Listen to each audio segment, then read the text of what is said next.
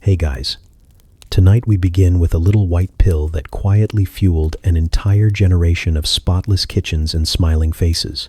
You don't start the day thinking you'll pop something from the medicine cabinet to survive your own routine, but in 1950 suburbia, that was practically breakfast. The house was perfect, the roast was tender, and the women were buzzing literally. A whole nation built on coffee, casseroles, and amphetamines. It wasn't rebellion, it was survival, and somehow everyone swore it was normal. So before you get too cozy, take a second to gently tap that new hype button YouTube just added. It really does help little guys like me push through the algorithm. And be sure to like the video and subscribe, but only if you genuinely enjoy this strange little corner of quiet storytelling.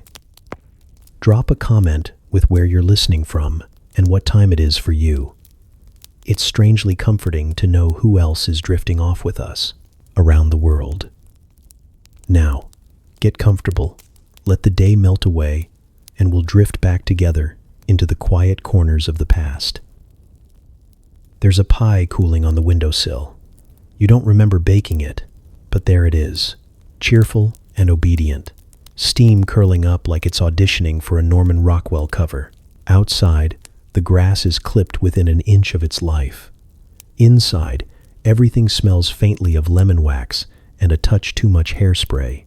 You blink a few times, adjusting to the shine of your surroundings: chrome toaster, chrome kettle, chrome dreams. The clock ticks in that smug, punctual way only mid-century clocks can. It's 6:17 a.m. You're already behind. The kids will need lunches packed, the husband needs a starchier shirt, and the laundry doesn't fold itself, not even in the future. Your stockings have a run. The dog stares at you like he knows you haven't brushed your teeth yet. You shuffle to the counter. The pill bottle waits beside. The percolator like it spent the night planning your salvation. Just one. White, round, unassuming. Tastes like nothing. Kicks like caffeine's older, more aggressive sibling. The doctor called it a little pick-me-up, like it was a peppermint. Said it would help with your melancholic disposition. You were too tired to argue, too flattered by the attention. He had good handwriting and a better suit. You nodded, took the sample, and here you are. 15 minutes later, the day starts to feel less like a threat. You hum while sweeping. That's new. The broom feels lighter. Or maybe your arms are just faster. By the time your husband stomps into the kitchen, tie slightly askew and muttering about traffic, you've already made eggs, coffee, and a mental list of 17 chores that will all be done before lunch. You're in a good mood, he says. Suspicious, but not enough to inquire. You smile. Not because you're happy, exactly, but because your face remembered how.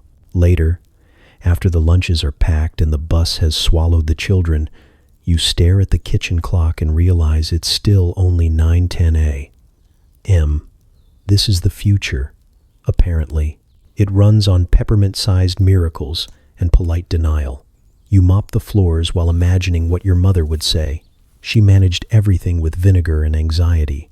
You've upgraded to amphetamines and scented drawer liners. She'd probably call it cheating, but she also never had to host a PTA luncheon with a smile stitched onto her face like a badge. The radio plays something chirpy. You dance while dusting. You almost believe it. By noon, you've reorganized the pantry, ironed 2 blouses, clipped coupons, and alphabetized the canned goods. A small part of you wonders what happens if you stop. The rest of you wipes down the baseboards. You call your neighbor just to check if she's tried the new lemon polish. She hasn't. She sounds tired. You talk too fast and too long, interrupting her 3 times with things you forgot to say earlier. She doesn't seem to mind. You hang up and forget why you called in the first place. The mail arrives. Bills, catalogs, a coupon for something you already bought. Nothing urgent. You read it all anyway. Your fingers move too fast. You glance at the bottle again, just half. The doctor said it's safe, said it helps balance the hormones, lifts the spirits, makes things feel manageable. Said modern women are under a lot of pressure. Said it was better than gin. You think he might be right. By 4 p.m., the roast is in the oven, the silverware is polished, and you've sewn a button back on your daughter's cardigan. You barely remember doing it. Everything hums, including you. Dinner is a blur of smiling and refilling glasses. Your husband compliments the meat. Your son asks for seconds. You feel like the background character in a commercial for a life you almost recognize. After dishes and bedtime stories, you sit for the first time all day. The silence buzzes in your ears. You should feel accomplished. You feel awake. You smooth your skirt, pick up a magazine you don't remember subscribing to, and flip through ads for vacuum cleaners, cold cream, and multivitamins. There's one for a new woman's energy tonic. You laugh out loud. It sounds too loud in the room. The bottle is still on the counter. It catches the kitchen light, twinkling like it knows something you don't. You tell yourself it's just temporary, just for busy days, just until you catch up. You believe it, mostly. The office smells like antiseptic and cigar smoke, like something between healing and denial. The doctor's diploma looms behind him, gold-framed and confident. You sit on the edge of the chair with your purse clutched in your lap, like you're at confession. You tell him you're tired. Not just end-of-the-day tired, but a bone-deep fog that won't lift no matter how many cups of coffee you pour or how many windows you throw open. He nods, like he's heard this before, probably because he has. He doesn't say the word overwhelmed. He doesn't say burnout either. Those aren't medical. He says fatigue of the nerves. He says it like it's a diagnosis, a legitimate clinical condition. You feel strangely validated, like your exhaustion has finally been notarized. He opens a drawer and pulls out a bottle, the label tucked just out of view. He calls it dextrine. You call it that? It's not a drug, he says, with the kind of smile that could sell umbrellas during a drought. It's support. Think of it like an extra cup of energy when coffee isn't cutting it. You laugh politely, like you're in on the joke, but there's something about the way he says it like he's offering you a shortcut, a key to the invisible door that other women already walked through. He tells you it'll help you keep up. With what, exactly, he doesn't say. But you already know. The house, the kids, the husband, the bridge club, the garden, the casseroles, the birthday cards you always remember 3 days late. Life, essentially. You take the bottle home in your handbag next to a pack of gum and your emergency lipstick. The first pill goes down with a sip of water and not much thought. The kids are at school, your husband's at work, and the vacuum cleaner is judging you from the hall closet.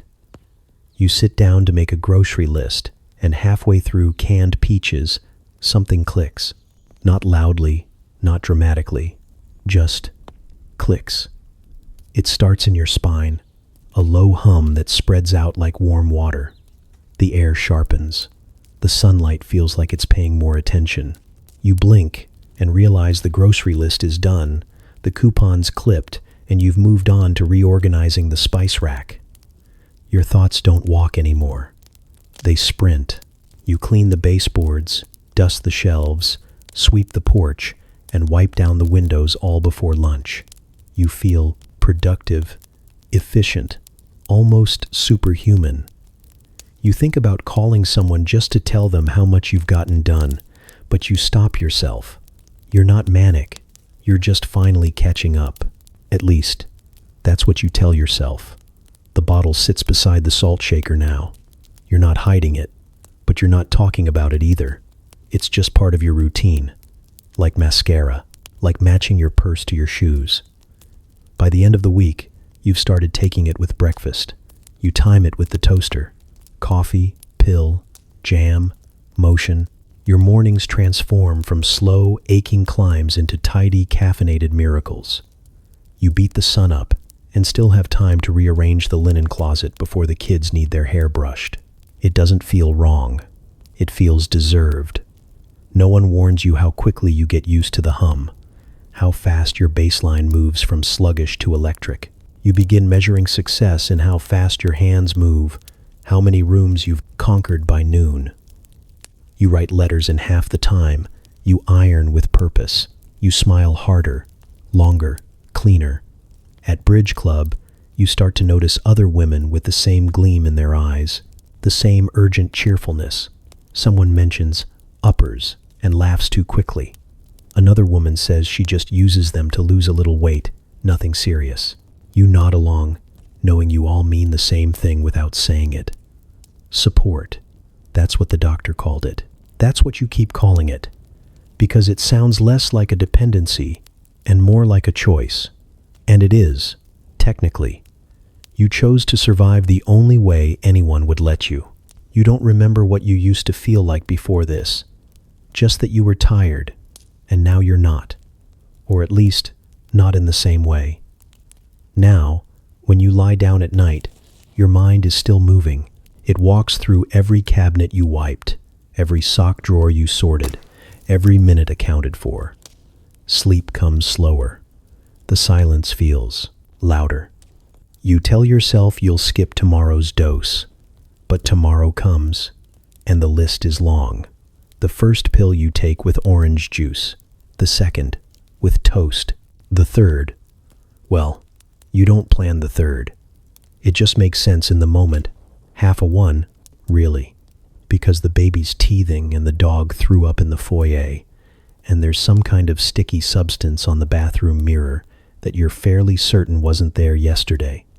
You need to be sharp, focused. You need to be everything. And suddenly, you are. The world comes into color.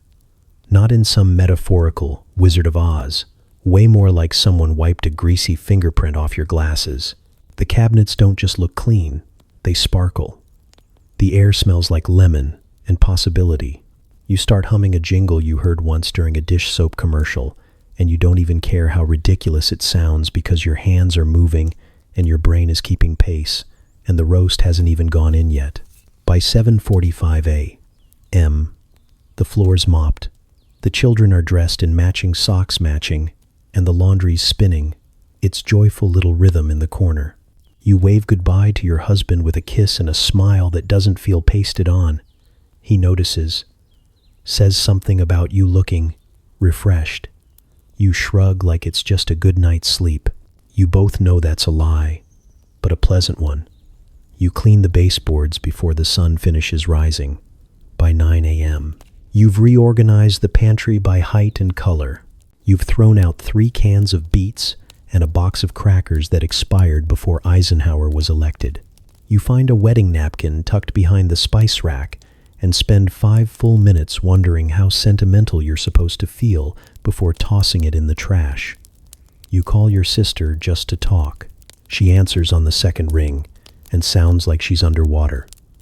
You're talking faster than she can process, bouncing from the PTA bake sale to your new vacuum attachment to how you read that linoleum might actually be good for your joints. She makes a noise that sounds like worry, but you ignore it. She's always been dramatic. You make lunch early just to check it off the list. Turkey sandwiches with the crusts cut off, carrots lined up like soldiers. By 11 a.m., the only thing left to clean is your conscience, and even that feels too tedious to bother with. The pills don't make you feel high, not exactly. They just make everything louder, clearer. The quiet isn't so heavy. The messes aren't so daunting. You don't feel euphoric. You feel capable, and that's almost better. You can't remember the last time your body felt like an ally, instead of something dragging behind you like a sack of bricks. You dance in the kitchen while boiling potatoes. You're not sure where the energy is coming from, but you don't question it. If this is cheating, then so is using a dishwasher. The mailman gives you a curious look when you wave too enthusiastically. You smile harder. He tips his cap and you wonder if he can hear your heartbeat from the porch. Around 2 p.m., you wipe down the tops of the picture frames, not because they're dirty, but because you've run out of surfaces. You're halfway through reorganizing the bookshelf by theme cookbooks, gardening guides, children's picture books that no one reads anymore when your hands stop just long enough to tremble. Just a flicker, like a hiccup in the current. You sit down, then stand back up again. There's too much still to do. You vacuum the hallway even though you vacuumed it yesterday. You refluff the throw pillows. You iron a dress you don't plan on wearing. Dinner is already prepped when your husband walks through the door. He sniffs the air like a man walking into a bakery. "Smells amazing," he says. You beam. You've done enough to fill 3 days. You sit across from him at the table and feel your knee bouncing under your skirt. You cross your legs to stop it, but the buzz doesn't go away. It's not uncomfortable, not really, just alive.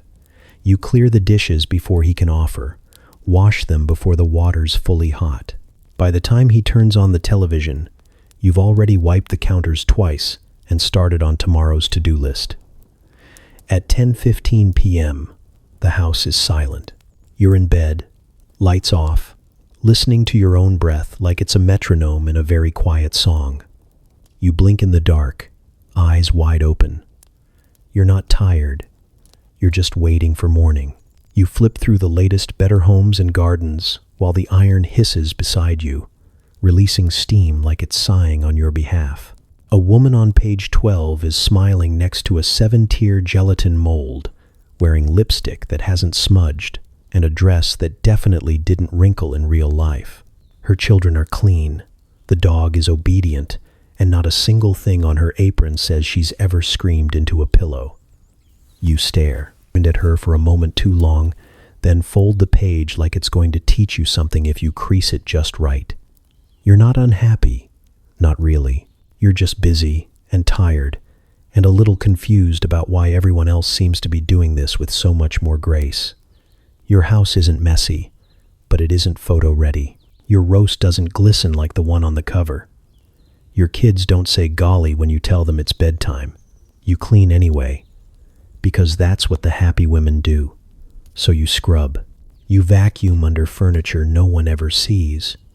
You wash curtains that don't look dirty and organize drawers that were already organized.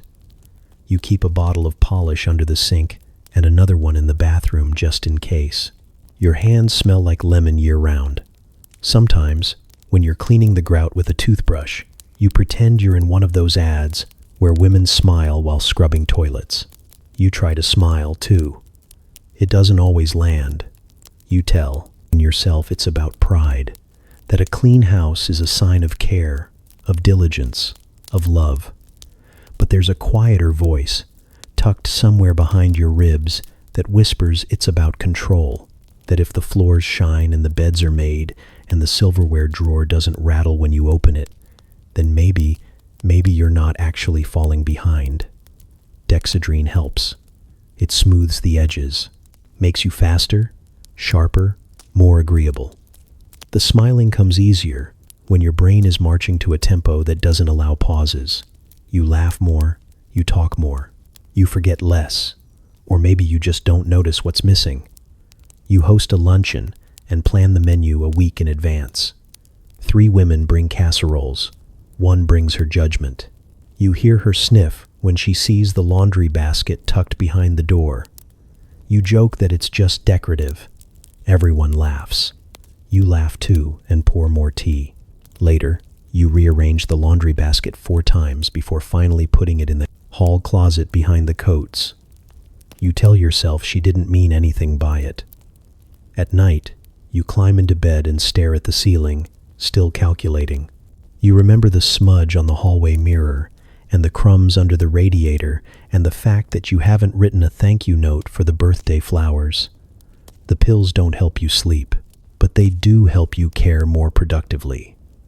You wake up the next day and wipe the counters before the coffee's finished brewing. You catch your reflection in the window and barely pause. Your robe is floral, your face is clean, and your eyes are just a little too wide. The toaster pops. You jump. You wonder if the woman on page 12 ever flinches when the appliances talk back. By noon, your 3rd load of laundry is drying, and you've sewn 2 buttons back onto shirts no one asked you to fix. The seams of your day stay tight. That feels like an accomplishment. When your daughter spills juice on the carpet, you don't yell. You laugh, almost convincingly, and rush for the baking soda like a woman who's read 3 separate articles on stain lifting. She apologizes too much. You hug her too tightly. You realize too late that she looks scared. That night, you reread the magazine. The perfect woman is still smiling. She hasn't aged. Her house hasn't changed. You try to remember the last time you sat down just to sit. The last time you left a dish in the sink without guilt. The last time you smiled without your face hurting. You close the magazine, press your hand to your chest, and remind yourself it's just a little support. You're not chasing perfection. You're maintaining it. You're standing in front of the medicine cabinet like it's a shrine. The little amber bottle sits beside your cold cream and the toothpaste nobody likes. You pick it up like you're saluting it. 1 pill, maybe 2 if the day looks especially long, and you're ready to serve. They told you, this is what modernity looks like: convenience, efficiency, progress. No more fainting couches and smelling salts. No more female hysteria in lace-trimmed silence. This is science now, crisp, clinical, and endorsed by men in clean white coats who use phrases like nervous energy and emotional fatigue without ever asking what your actual days look like. You take the pill with your morning coffee and don't even taste it anymore. Just a smooth, practiced motion, like applying mascara or nodding politely when someone says, "Your life must be so fulfilling." The commercials show women vacuuming in heels, smiling like they've cracked some domestic code. You believe them, or at least you try to. Everyone else seems to. There's a quiet little national pride built into this rhythm. The polished floors, the obedient children, the meatloaf that holds together like it's supposed to. You're not just cleaning a house, you're upholding something. It's patriotic, in a way. You read it in a pamphlet once, left in the waiting room of the doctor's office. Something about America's advancing woman. A sleek cartoon mother, holding a roast with one hand and a bottle of vitamins in the other, surrounded by sparkles and stars, and a caption about how modern women have more energy, more productivity, more joy. You took the pamphlet home and put it in the junk drawer. You still know exactly where it is. When your neighbor confesses she's started taking something too, you don't even blink. She whispers it over the fence like it's gossip, like she's telling you who's cheating at bridge. "Doctor says it helps with my mood swings," she says, eyes darting, mouth smiling too tightly. You nod, then admit yours is for energy. You both laugh, louder than you need to. "It's just science," you say. "Exactly," she says. Neither of you say the word addiction. You say assistance, support, balance. You say it like reciting a pledge. Your husband doesn't ask what you're taking. He just says you've seemed more like yourself lately. You thank him, and he doesn't notice your hands twitching under the table. You sleep less. You clean more. You host better. You forget what it felt like to move slowly. When the TV shows housewives baking with perfectly curled hair and gleaming teeth, you don't roll your eyes anymore. You critique their pie crusts. You could do better. You have done better. Sometimes, when the house is too quiet and the pills still haven't worn off, you think about what this would look like from the outside. A woman buzzing like a refrigerator light, polishing an already clean sink, eyes too wide for the time of night. But then you remember the slogan from that ad you saw last week. Efficiency is elegance. You repeat it like scripture while you rearrange the spice rack for the 3rd time. Your doctor says you're doing well, that you've responded beautifully. He smiles as he refills your prescription and hands you a pamphlet for a new vitamin tonic with added B complex. You take it even though you don't need it.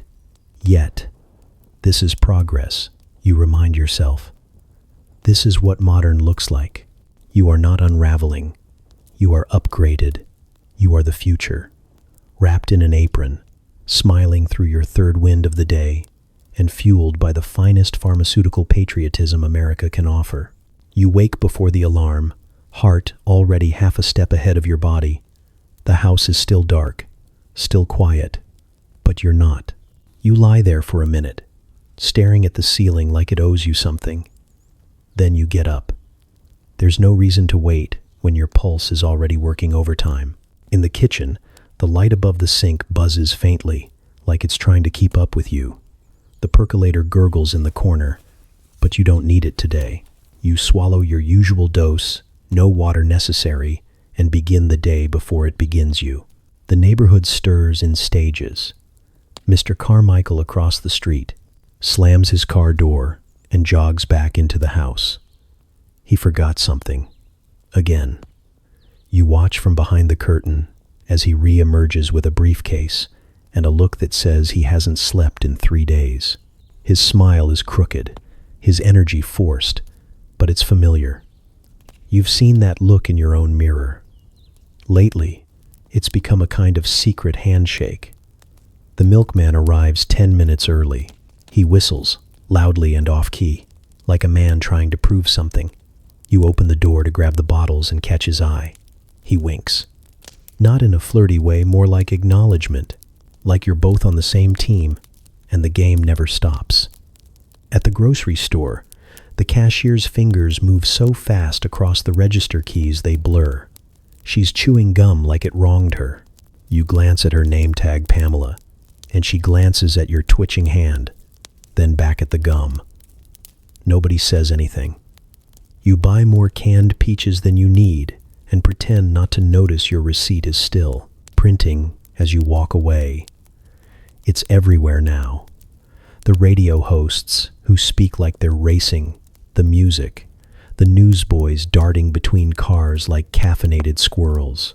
Even the minister last Sunday moved through his sermon with unusual velocity, his voice pitching higher by the minute as he described the fires of hell and the dangers of sloth. You caught yourself nodding too hard. You weren't the only one. You host a dinner party, and half the guests are buzzing. Someone brings up the new pills sold over the counter. Diet supplements, she says, as if calories have anything to do with this. Another mentions her son at college, how he pulls all-nighters now with help from little green capsules and a roommate with a chemistry set. Everyone chuckles.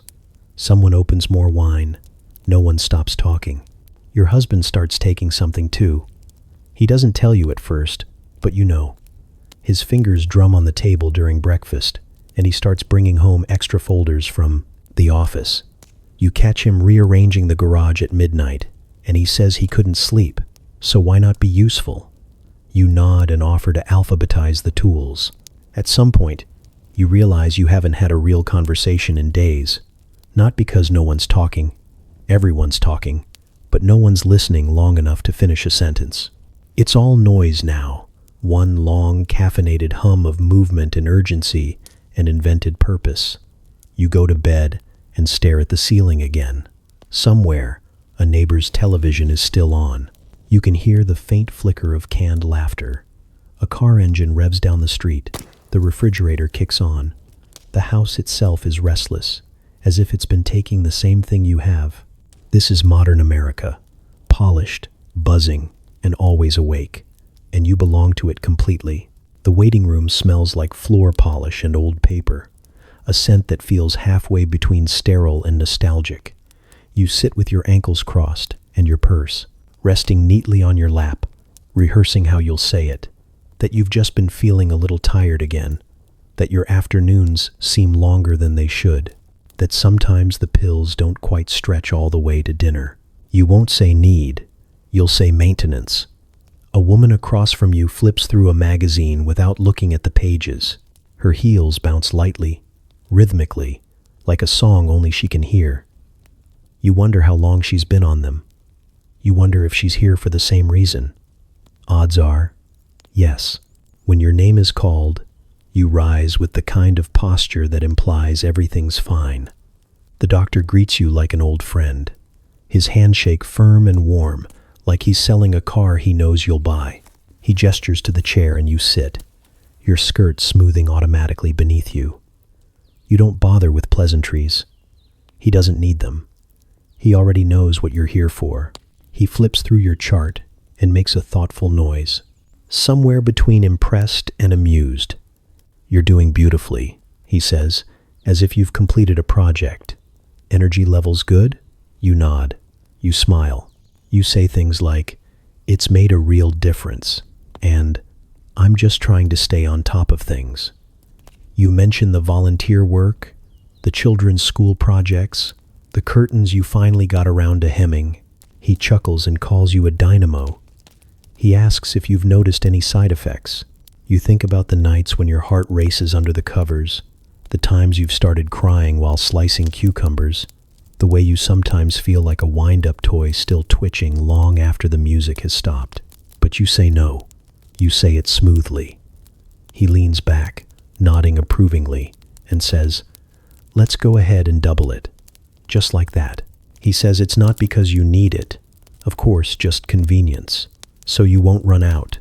So you won't have to come back as often. A little cushion. That's all. He smiles again, pen already scratching across the pad.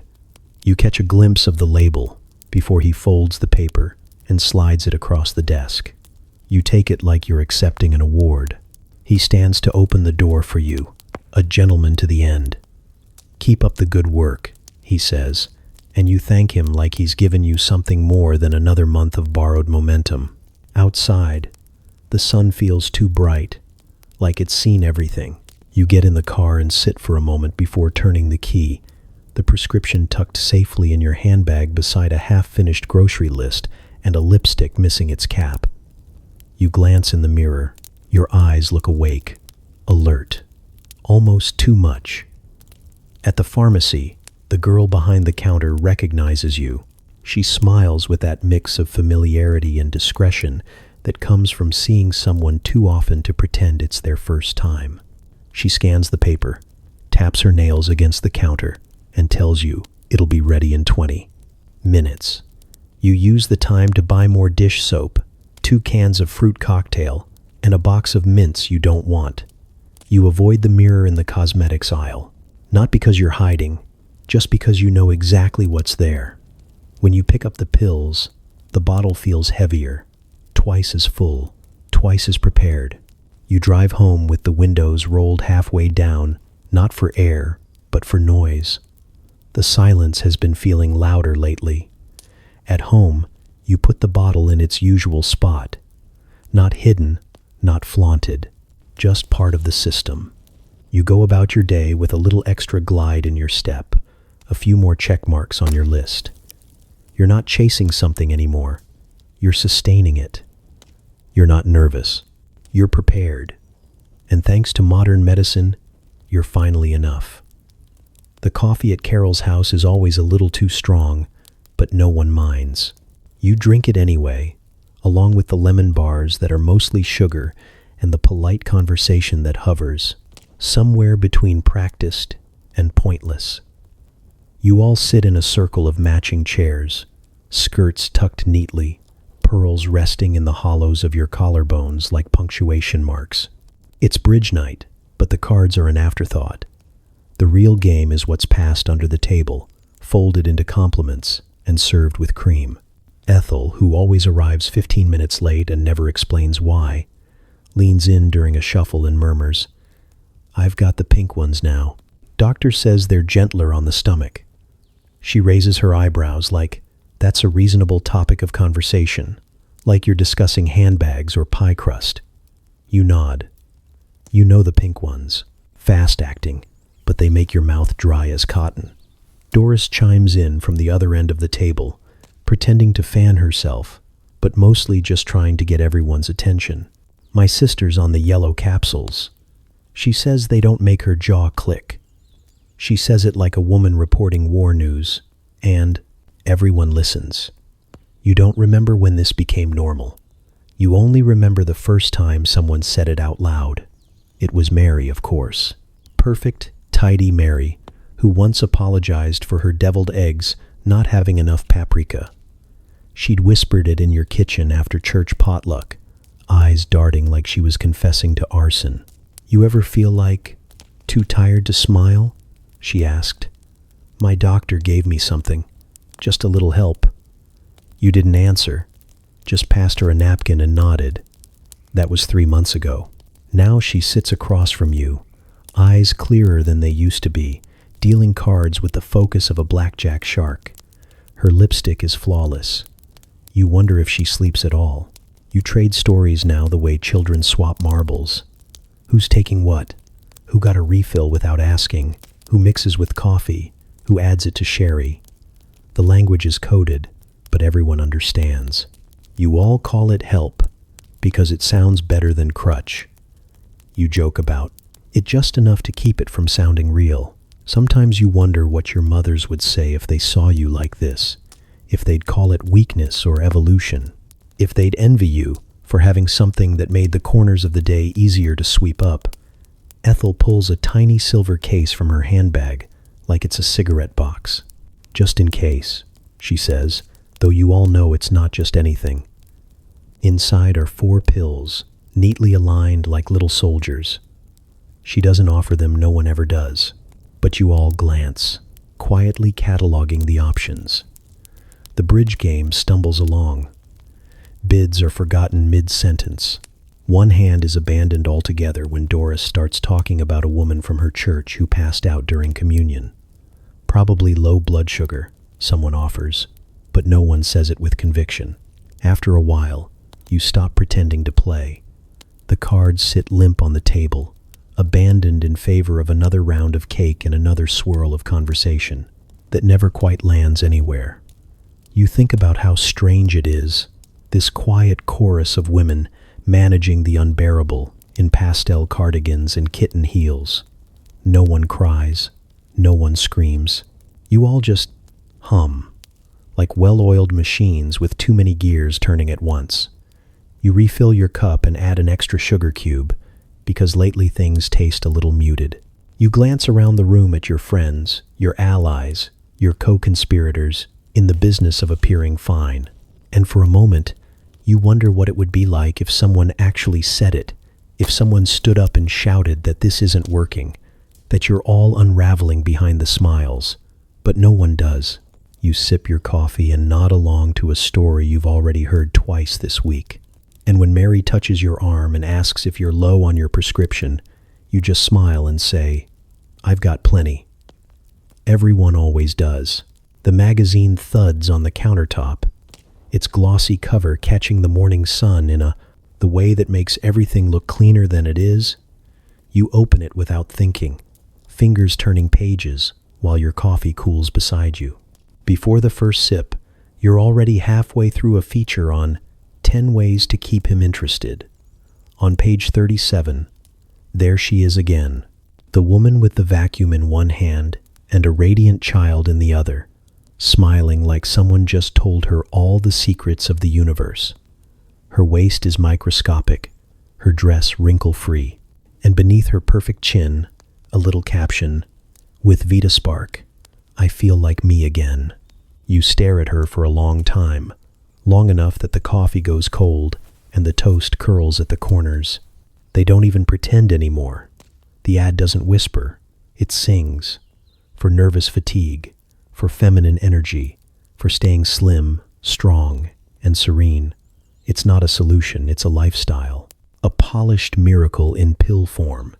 And it's wrapped in pastel packaging with a gold seal that promises science, progress, and womanhood distilled into something that fits in your purse.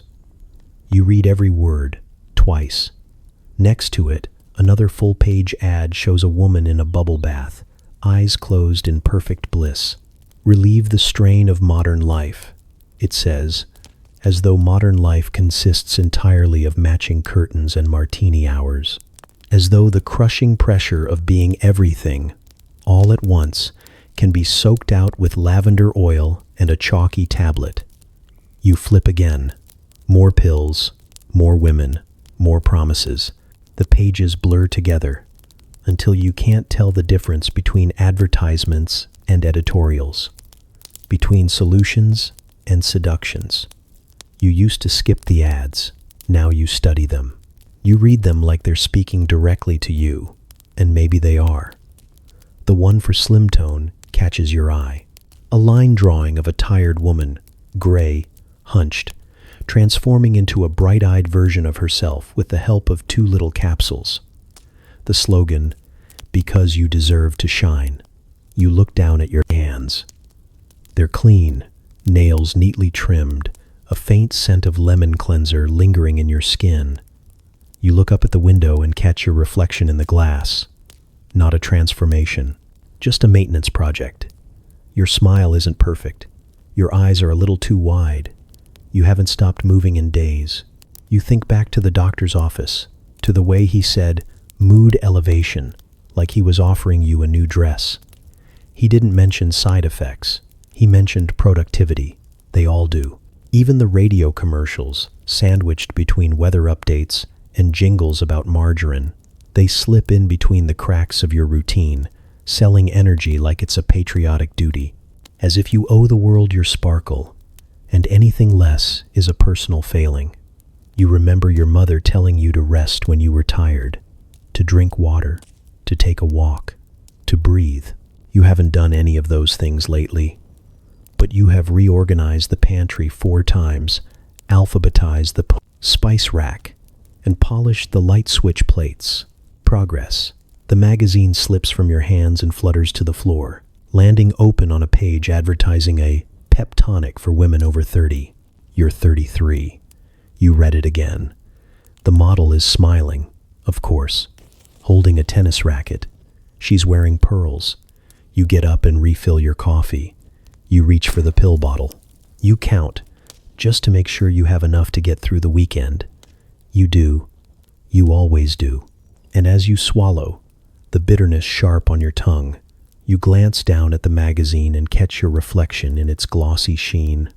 Just for a second, you could swear she smiles back. The story doesn't begin with you. It begins in a lab in 1930 seconds, Germany, the kind of place that smells like formaldehyde and ambition. A chemist with too much time and not enough supervision stirs a cloudy solution and stares at the way it fizzes. He isn't thinking about housewives or homework or the crushing weight of domestic perfection. He's thinking about alertness, about performance, about possibility. What he ends up with is a powder white, bitter, efficient. He calls it methamphetamine. Science calls it a breakthrough. And soon, the military calls it a miracle. It travels fast. Within a few years, German soldiers are marching across borders on no sleep, eyes glassy, minds sharp. Their pockets clink with tablets, Pervitin, they call it. You can buy it in a pharmacy like aspirin. Some take it with coffee, others skip the coffee. Why bother? It doesn't take long for the Allies to notice. Across the ocean, American labs begin their own experiments. Amphetamine sulfate trade name, Benzedrine. It's tested, approved, and stuffed into the rations of pilots and paratroopers, handed out like breath mints before battle. Stay awake, stay alert, stay alive. They say the pills keep your hands steady and your focus cleaner than sleep ever could. That you can fly longer, shoot straighter, march farther. That you can outrun exhaustion, grief, fear. The body falters, but the pill doesn't. When the war ends, the pills don't. Veterans bring them home, tucked into jacket linings and glove compartments. Doctors bring them into offices. Pharmacists bring them into neighborhoods. And by the time you arrive in the story, curled hair, cinched waist, a calendar full of obligations, you're already downstream from all of it. The pill that began in war now sits quietly beside your salt shaker. It changes names. Dexedrine, Obitrol, Fastin. It comes in pinks and yellows and tiny hearts. Sometimes it's called a diet aid, sometimes a mood stabilizer, sometimes just help. But it's always the same underneath, the same science, the same storm. Nobody talks about the German origins anymore. It's not good marketing. You never read that part in the ladies' magazines. You read the parts about energy, about getting back to yourself, about feeling like more than a clock with lipstick. You learn that Hitler was reportedly dosed daily with injections of methamphetamine and oxycodone by his physician, and for a moment, you wonder how different that is from what your own doctor prescribes. Then you dismiss it. Hitler wasn't doing laundry. You are. Still, there's something unnerving about how easily the line blurred between soldier and student, between battlefield and breakfast table, how a stimulant designed to push bodies beyond their limits somehow became the answer to why you can't seem to fold laundry without crying. But that's not in the ad copy. In the official story, Benzedrine is American now. It belongs to the modern woman, the working man, the student with too much to read, the housewife with too much to do. It belongs to you, prescribed, normalized, refilled with a signature and a nod. You open your medicine cabinet and see a miracle once designed for war, now tucked beside your cold cream, and somehow it fits. The war ends with parades and flags and a slow, buzzing ache no one talks about. The men come home with medals and sunken eyes, and you're told, quietly but firmly, that everything will go back to normal now. The old normal. Roast on Sundays, martinis at 5, a family in matching sweaters posed beside a television set. You try. You really do. You smile as he unpacks his uniform and folds it carefully into the cedar chest. You cook all his favorites, even the ones that make the kitchen smell like grease for 3 days. You laugh at his jokes, even when they land wrong, like pebbles tossed in the wrong pond. He doesn't talk about what he saw, and you don't ask. Instead, you fill the house with motion. The curtains are replaced. The garden is replanted. You learn to starch collars so sharp they could cut air. There are waxed floors, simmering pots, and vacuum tracks straight enough to please God. You're praised for it, admired. A model wife in a model home, preserved like a magazine spread behind glass. But inside, something else is moving. It starts as a whisper under your skin, a jitter, a flicker. The same pills that once made you functional now make you fast, then faster. You clean the baseboards at midnight. You reorganize the pantry twice in one day. You alphabetize the spice rack, then switch to categorizing by cuisine, then by frequency of use. He doesn't notice, or maybe he does and chooses not to say. After all, the dinners are hot, the house is calm, and your lips are painted. What's there to complain about? You sit beside him on the couch during the news, your body motionless but your mind tap dancing. He sips his drink. You recite the grocery list in your head 3 times. Then you add the things you forgot to write down. Then you recite it again. He tells you he's proud of you. He says you've kept everything so perfect while he was gone. The kids are happy. The neighbors are impressed. You nod, smile, and feel the hum grow louder in your chest, like a second heartbeat that won't sync up with your own. You go to bed early, but never sleep on time. You lie there in the dark, eyes wide, replaying conversations, correcting what you should have said. The window creaks. The faucet drips. The pills haven't worn off. You remind yourself that you're lucky, that he came back, that you have a home, children, matching towels. You list your blessings like a rosary. But the hum keeps going. In the mornings, you're up before everyone. Not because you have to be, but because your body insists on it. You put on a full face of makeup for the milkman. You dust the tops of doors. You wipe fingerprints no one else can see. At Bridge Club, the other women are the same. Ethel twitches when she thinks no one's watching. Carol talks too fast. Mary forgets she already told that story. Again, you exchange glances but never words. Not about this. You see your reflection in the toaster. Your lipstick is crooked. You wipe it away with the edge of your thumb, reapply, and smile. There it is again, the hum. It's not panic. Not exactly. It's readiness. It's energy with no place to land. You think about asking the doctor if this is normal. Then you remember his last compliment. How impressed he was by your drive. How lucky your husband must be. You put the idea away. The men came back to a country that waited for them. You stayed behind and learned to outrun yourself. And now, even with the war over, your body keeps marching. The sun is up, but you've already been awake for hours. It's not insomnia, exactly just a kind of momentum that doesn't let up. Your eyes sting, your jaw aches from being clenched in your sleep, if you even slept. But there's too much to do for that to matter. Breakfast isn't going to make itself. The kids have school.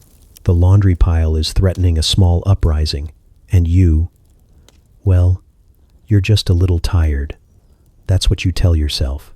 That's what you've been telling yourself for weeks now. You shuffle into the kitchen, click the coffee pot on like it's a life support machine, and stand there barefoot on the tile, listening to it gurgle. The sound is comforting, mechanical, predictable. You can count on it, at least. You can't remember if you brushed your teeth.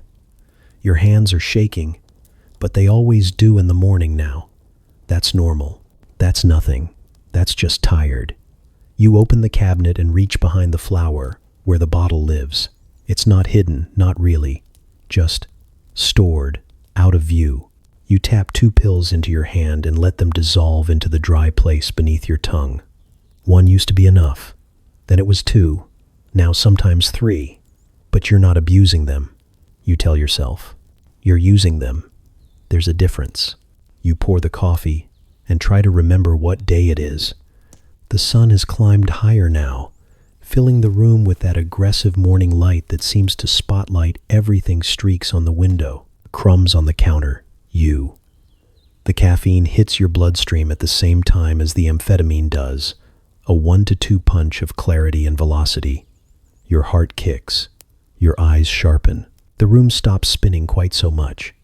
The kids stumble in, half-dressed and cranky, and you move like a magician toast. Lunchboxes, lost shoes, signed forms. You answer 3 questions at once. Braid hair, apply mascara, and forget to breathe, all before the cereal gets soggy. You kiss them goodbye at the door and wave like it's all so easy. And then you're alone. You look around at the aftermath. Crumbs, dishes, fingerprints. You should sit. You should rest. But instead, you start wiping. Not because it needs to be clean well. It does, but not really. But because stopping feels worse. When you sit still, your mind races louder than your hands ever could. The thoughts you've been keeping at bay start knocking, so you keep moving. You mop the floor, even though you mopped it yesterday. You dust the tops of the door frames. You clean the inside of the washing machine. There's no applause, no audience, but it keeps the buzz at bay.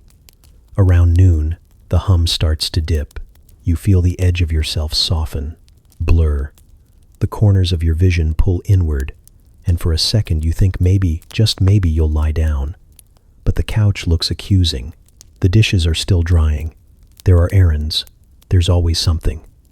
You pour another cup of coffee, black this time, no cream. You consider eating but decide against it. Eating slows you down, so you reach for the bottle again. Just 1 more. To get through the afternoon, you tell yourself you're not addicted. You could stop if you wanted to. You just don't want to, because you're tired. That's all. Just tired. You're still doing everything. You're keeping up. That has to count for something. The clock ticks louder in the quiet house. You sip your coffee, taste metal in your mouth, and already begin planning dinner. Because the worst thing, worse than the exhaustion or the trembling or the forgetfulness, is the thought of falling behind, of stopping, of letting the world see the crack in the perfect surface. So you keep going because you're just a little tired, and there's still so much left to do. The television hums to life with a satisfying click, its soft glow stretching across the living room like a promise. It's still a novelty, still a marvel, still the beating heart of every modern home. The neighbors have one now too, but yours is bigger, newer, black and white. But the picture's sharp if you adjust the antenna just so. The children sit cross-legged on the rug. Your husband leans back in his chair, shoes off, socks faintly steamed from the workday. And you? You perch on the edge of the sofa, still wiping your hands on a dish towel, still hearing the tick of the stove timer, still riding the tail end of the capsule you took just after lunch. The show doesn't matter. It's the ads that get you. A smiling woman, hair like sculpture and teeth too white to be natural, raises a sparkling glass to the camera. Busy day? Don't let fatigue keep you down. Try Vita Trim Science you can trust. You blink. She doesn't say what's in it, of course. They never do. But your stomach knows the shape of that bottle. You've held it. You've swallowed it. It's familiar in the way your reflection is familiar. Not always comfortable, but undeniably yours. The commercial cuts to a man now confident, slick, standing beside a chalkboard with the word stimulant written in block letters. This isn't just medicine, he says, voice rich like gravy. It's modern innovation, American chemistry. We're not masking fatigue, we're curing it. Your husband nods approvingly. Smart stuff, he mutters, not really watching. You don't say anything. The next spot features a cartoon figure of a housewife spinning like a top, vacuuming in a circle while music twinkles beneath her. Get through your to-do list with a little extra pep. The jingle sings.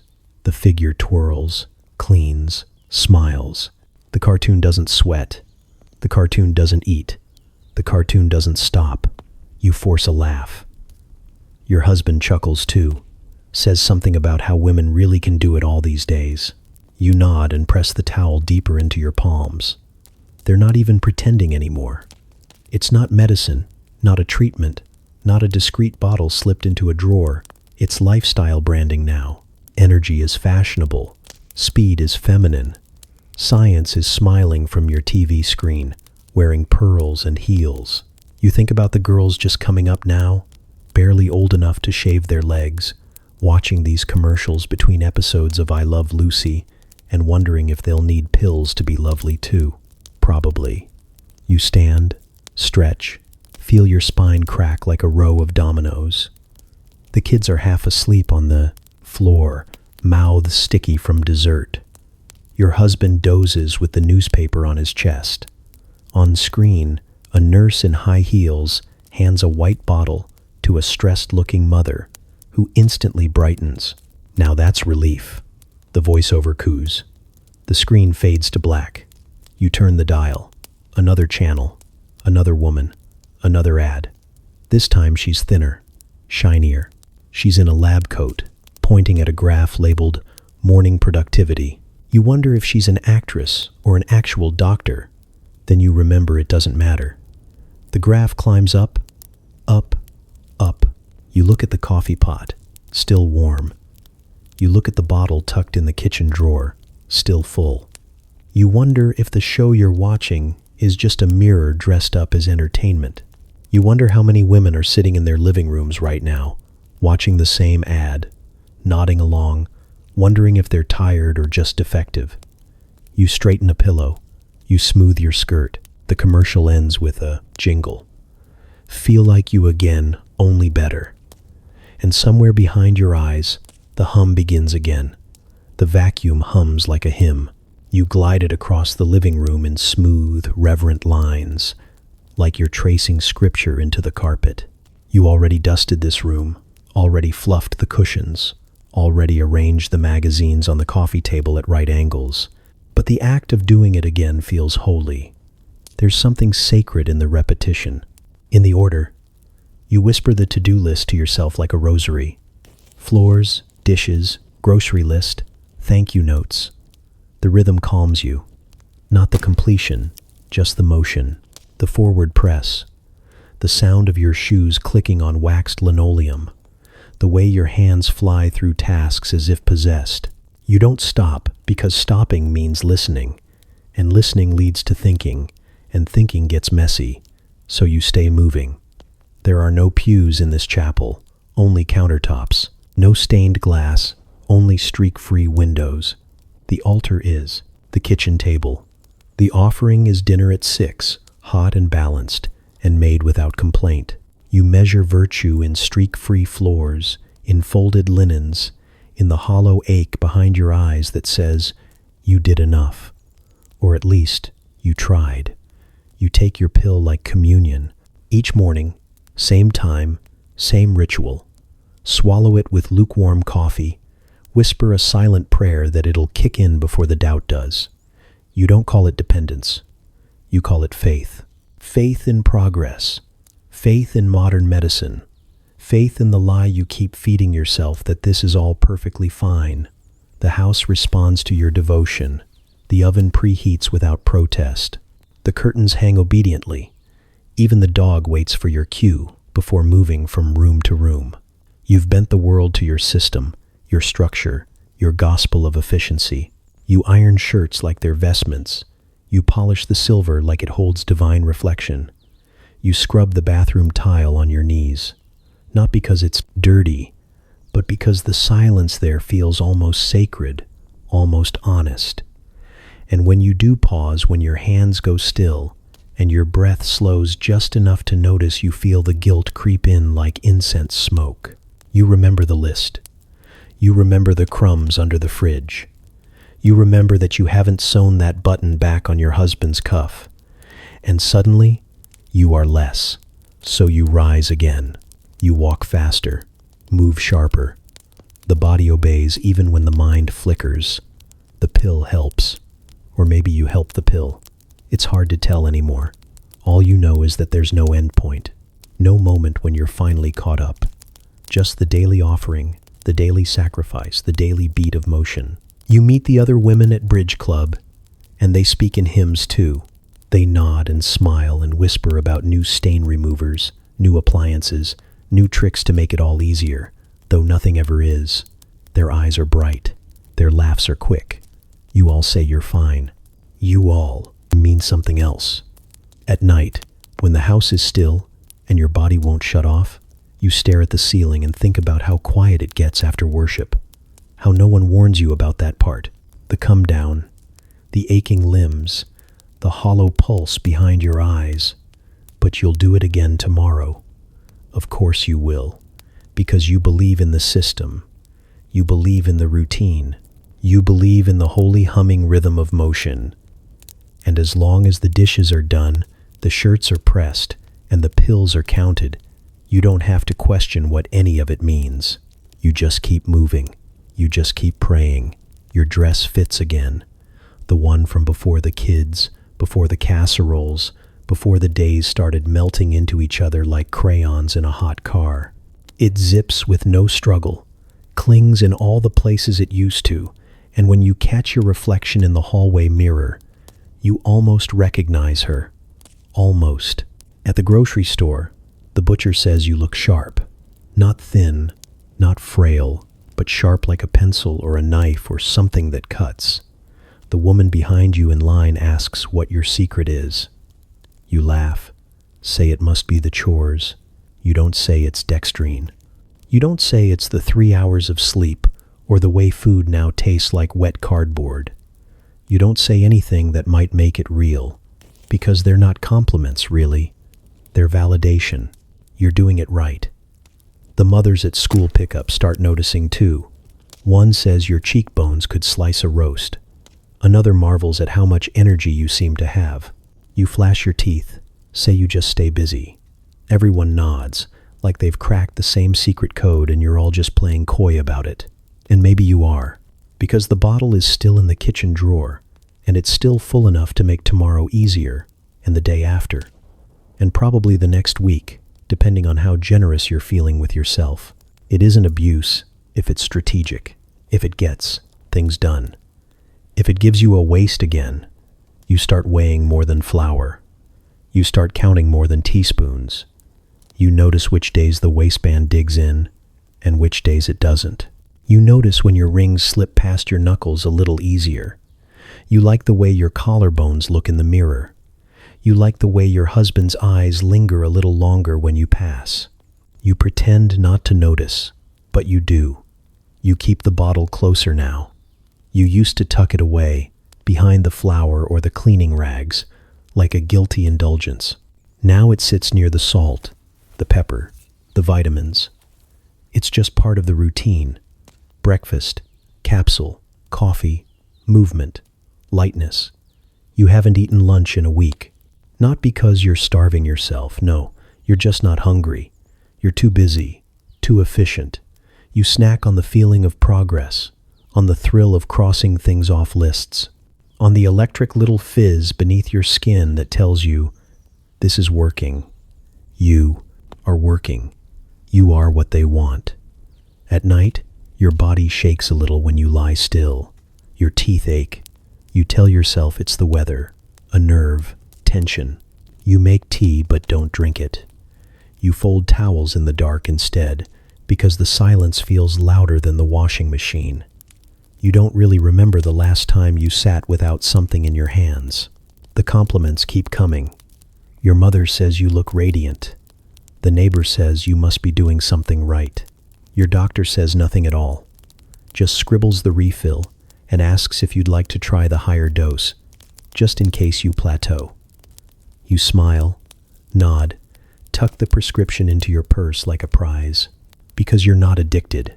You're committed. You're maintaining. You're being responsible. There's a difference. And even if there isn't, you look good. Isn't that the goal? You press your fingers against the curve of your hip. Feel the thinness there, the space. You smile. Again, though this time there's no one to see it. The weight is gone. You don't ask what it cost. He tugs at your skirt with sticky fingers, eyes round with something between curiosity and concern. Why don't you ever sit down, Mommy? You smile, too wide, too fast, the way you do when someone opens the bathroom door too soon. Because I've got so much to do, sweetheart. You ruffle his hair. You keep moving. But later, in the still kitchen with only the hum of the refrigerator to keep you company, the question loops in your mind like a scratched record. You glance at the chair by the window, dustless, cushions perfectly fluffed, untouched. You try to picture yourself sitting there, just sitting, but the image doesn't come. Your body doesn't know how to be still anymore. You watch the kids from the doorway as they draw with crayons on the living room rug. They're quiet, for now, focused. You should join them. Sit, smile, color a cat or a house or whatever it is they're scribbling. You even take a step forward, but there's laundry to flip and a casserole to prep, and the bottle on the counter whispers that there's still more to be done. You tell yourself they don't notice, but they do. Your daughter used to bring you pictures, stick figures with long triangle dresses, sometimes a crown. That's you, she'd say, proud. You'd smile, tape it to the fridge, promise to save it forever. Lately, the pictures are quieter, smaller. One had just a kitchen, no people. Another showed a woman, drawn in frantic lines, arms stretched wide like she was reaching for something off the page. You laughed when you saw it, but you didn't ask what it meant. You keep laughing at things you don't understand. At dinner, your son asks if you're going to eat too, or if you're on one of your invisible meals again. He giggles when he says it, but his eyes don't. You sit with them now, a fork in hand, food untouched, body buzzing from the pill you took at 4 because there was still dust on the baseboards and the neighbor was coming over and your skin felt too tight around your bones. The food smells wrong, too heavy. You push peas around your plate, smiling like it's a game. You used to sing while you cooked, off-key usually. The kids would chime in, make up rhymes, turn the kitchen into a concert. Now it's quiet, efficient, no lyrics, no noise, just the rhythm of chopping, stirring, scraping. Your son asks if you're mad. You say no. Your daughter says you look tired. You say you're just focused. They say okay, but it hangs in the air between you like the smell of burnt toast, faint, bitter, lingering longer than it should. You tuck them into bed with the same stories, the same kisses, The same reassurances that everything is fine, that mommy's just a little busy, that you'll play tomorrow. You even believe it when you say it. But in the mirror above the bathroom sink, the woman staring back doesn't look busy.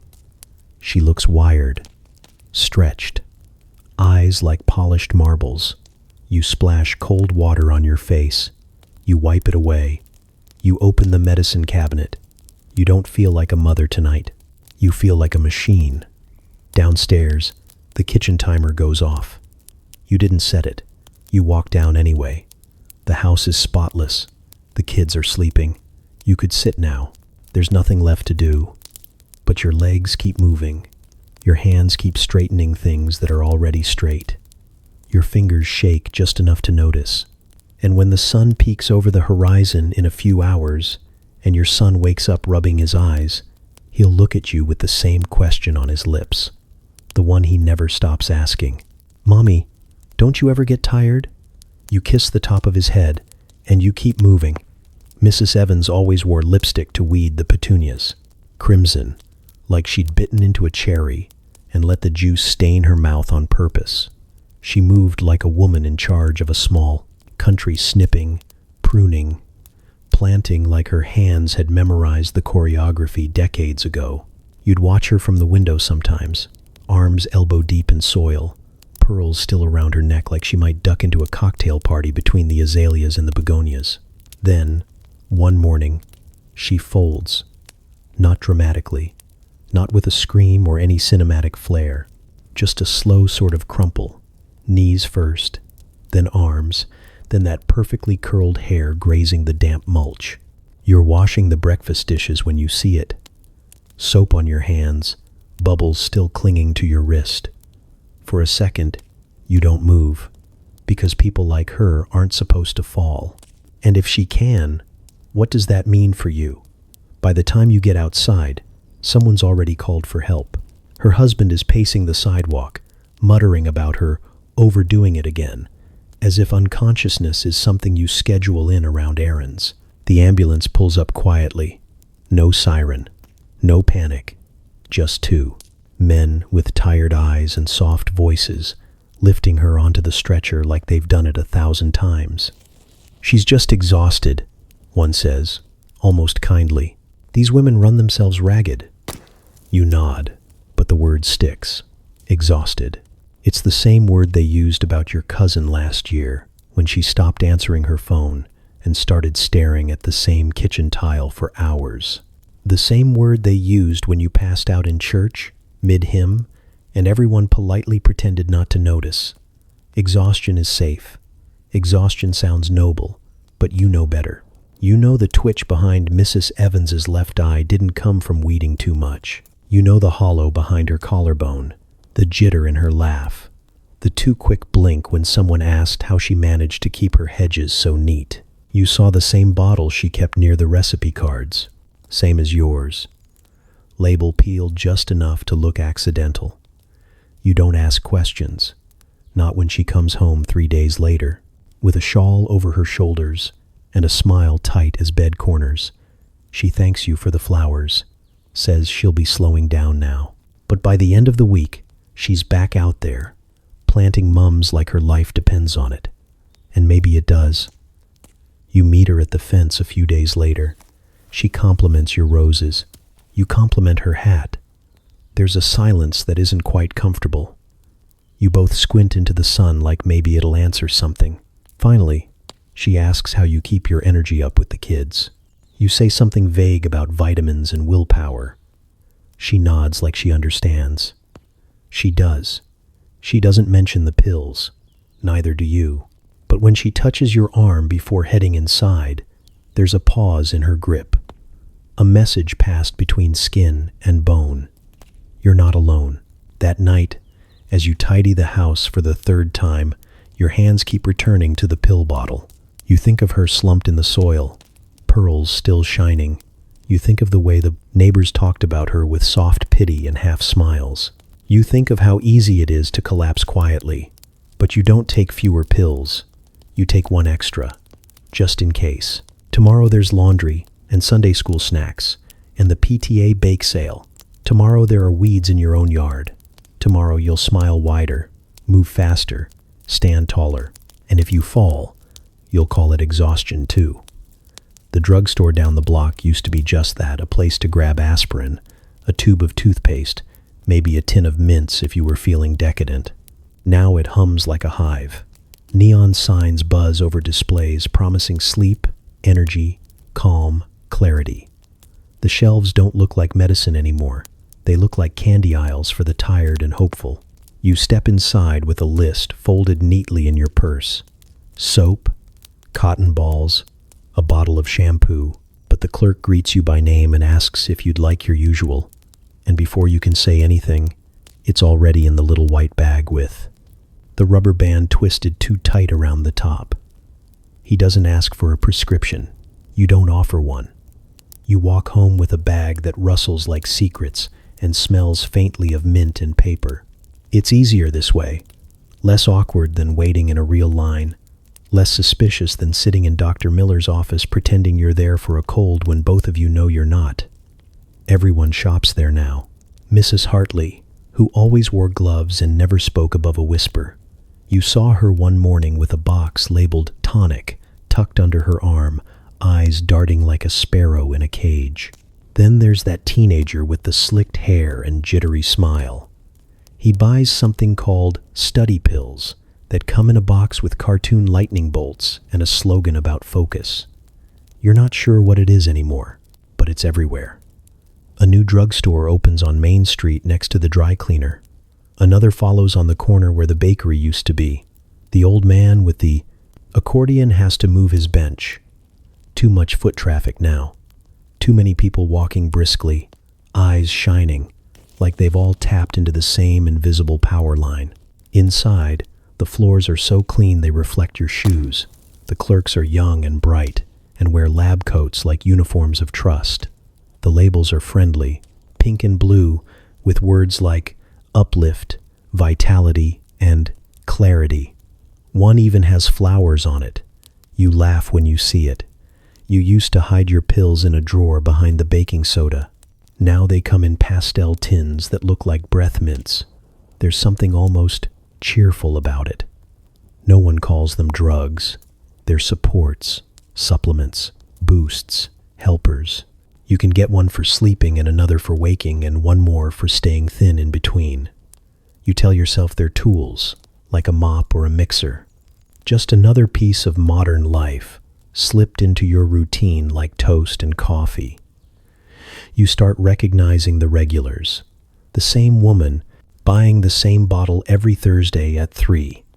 The man in the suit who asks for the strong one with a wink. There's a rhythm to it. Like communion. Everyone knows the ritual. No one speaks of it directly. You notice the pharmacists never look tired. You wonder if they take their own products. One day, your daughter points to a sign in the window, new, energizing formula now with citrus, and asks if it's juice. You laugh too loudly. Say no, not juice. Grown-up stuff. She asks if she can have some when she's a grown-up. You don't answer. You walk home slowly that day, the bag warm in your hand from the sun. The pills clink softly, like dice in a cup. You wonder how many drugstores it takes to keep a whole country moving. How many pastel tins, how many smiling clerks, how many housewives with sparkling kitchens and empty chairs. You reach your front step and glance at the flower bed. It needs weeding. The laundry's piled high. The roast won't cook itself, so you go inside and take one for energy. Just one. The better you smiles from a magazine ad pinned to your fridge. She's slim but not gaunt, glowing but not sweaty, holding a vacuum in pearls and heels like she's about to marry it. Her child clings to her skirt.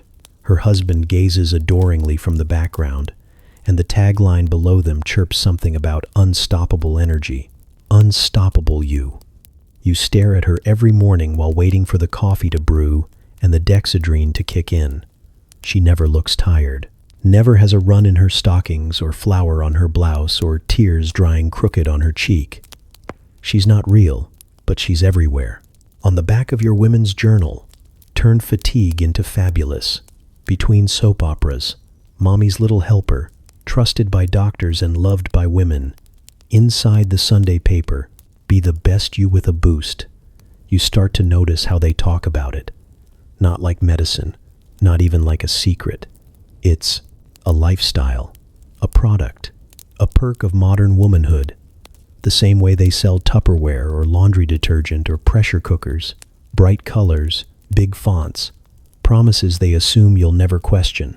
You don't question them either. The pills are working.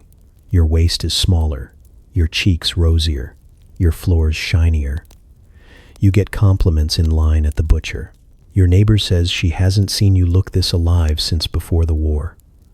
You nod and thank her and press your fingers against your temple where the pulse keeps ticking like a stopwatch.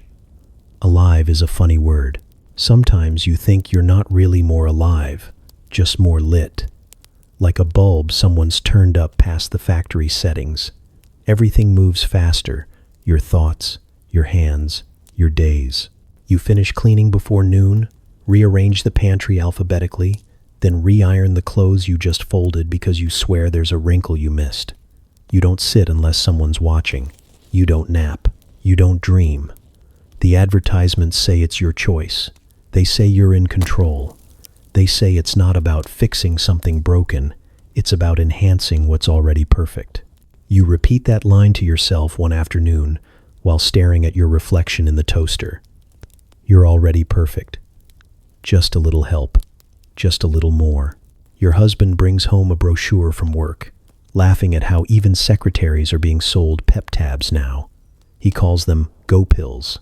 Says the girls at the office pass them around like gum. You laugh too, high and tight, even though your third dose is dissolving on your tongue. You try to tell yourself it's fine because everyone's doing it. Your friends at bridge club, the neighbor who just needed to lose a few, the teacher who runs the PTA and always smells like menthol and lavender. You all pretend the ads are silly, then cut out the coupons when no one's looking. The better you is sold in bright boxes now, with slogans that rhyme and logos that sparkle. You keep one in the kitchen drawer and another in your purse and one more hidden behind the towels in the linen closet just in case. They make you feel prepared, responsible, even. But some mornings, you catch yourself blinking at nothing, unsure of where you were going. When you left the room, you open the fridge and forget what you came for. You stare at your child's handwriting on the fridge, and it looks like a foreign language. For a second, the perfect you on the ad doesn't look happy. She looks stuck, like she's been holding that vacuum for years, afraid to put it down. You take another pill and move on, because the better you never slows down, the better you doesn't hesitate. She stays smiling, stays sharp, stays thin. The better you is always just one more dose away. The man in the ad is wearing a white coat and a gentle smile, the kind reserved for dogs and small children. His hand rests lightly on the shoulder of a woman, whose eyes beam with gratitude, her hair perfectly set, her apron starched and spotless. The caption reads something like, "Doctor recommended relief for today's modern woman." You've seen it a dozen times before, on the back of magazines, folded inside coupon books, taped to the pharmacy window between flyers for flu shots and lipstick specials. You used to believe the lab coat meant something, authority, safety, logic. But lately, you start to wonder if the fabric of that coat is woven from something thinner than truth, because the man in the picture isn't your doctor. Your doctor doesn't smile like that. He pats your knee and tells you how pretty you look when you've lost weight. He asks how your husband is sleeping. He doubles your prescription when you say you're still having trouble getting through the afternoons. He calls it support, balance. He says you're doing great. You never really asked for help. Not at first. But the help came anyway, in the form of capsules that made it easier to keep the floors clean, to keep your voice calm, to keep your figure from softening around the edges. It didn't feel like giving anything up. It felt like finally catching up, like getting a head start on the day before it got ahead of you. Now, though, something tugs at the edge of your thoughts. some faint awareness that control has shifted. The pills tell you when to wake, when to clean, when to smile. They cue the music in your body like a conductor raising a baton. You still look like the one in charge, but the script has changed and the audience doesn't see the strings. Everywhere you look, it's the same story. Men in lab coats explaining the science of thinness, of femininity, of composure. Women in aprons nodding as if they've been let in on a secret. It's framed as liberation, modernity, proof that the future is here, and it's laced with amphetamine salts and 1,950 seconds optimism. But you start noticing things. Not big things, just the second glance at an ad that used to make you feel hopeful and now feels a little smug. A headline that calls it a mother's miracle, while showing a woman who doesn't look like she's ever yelled into a towel in the laundry room just to release the pressure. You watch one commercial where the doctor hands the woman a bottle like a priest handing out communion, and you think not for the first time that faith looks an awful lot like dependency. You try to remember when you started measuring your worth in energy. Was it when the baby stopped napping? When the dinners went cold waiting for your husband to get home? When the magazines told you that a successful home smells like lemon wax and gratitude? You take your pill, because the dishes won't wash themselves. But the next time you pass the drugstore window, you linger. You look at the ad again. The doctor's smile seems sharper now, less caring. The woman, her expression more desperate than delighted. Her posture, too, still, like a figurine waiting to tip over. You keep walking, but something inside you, something small, something buried under years of scheduled tasks and folded laundry starts to whisper. You didn't ask to be saved, and maybe it's time you stopped looking so thankful. You used to think progress smelled like motor oil and fresh paint, like new cars rolling off assembly lines, like factories humming with American certainty. The papers called it the century of innovation. The radio host said the future had arrived, but nobody mentioned the part that came in pill bottles. You start to notice it everywhere. The quiet hum behind the noise. The way every man you meet seems too alert, too fast, too sharp-edged. The milkman who never misses a day, who whistles through dawn like he's swallowed the sunrise. The salesman on the radio talking a mile a minute about productivity, about motion, about keeping pace with a country that doesn't sleep anymore.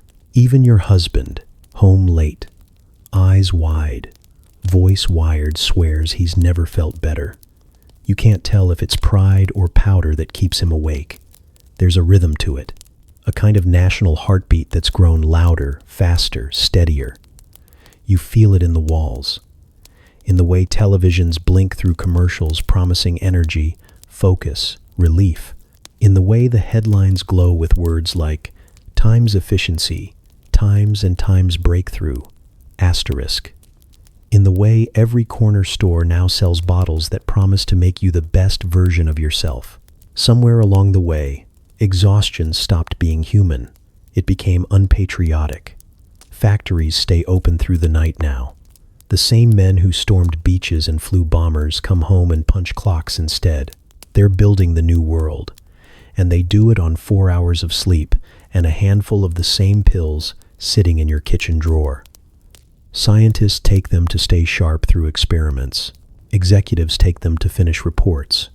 Truckers take them to stay, on the road, gripping the wheel until the world blurs past like film on fast forward. Even college kids take them little white miracles in their textbooks, chasing genius, one swallow at a time. Progress, it turns out, has a taste. Bitter at first, then sweet. You can almost see it. If you squint hard enough, the invisible line connecting every clean home and gleaming car, every glowing billboard and gloved hand reaching for more. You were told it's hard work that built this country. And maybe that's true.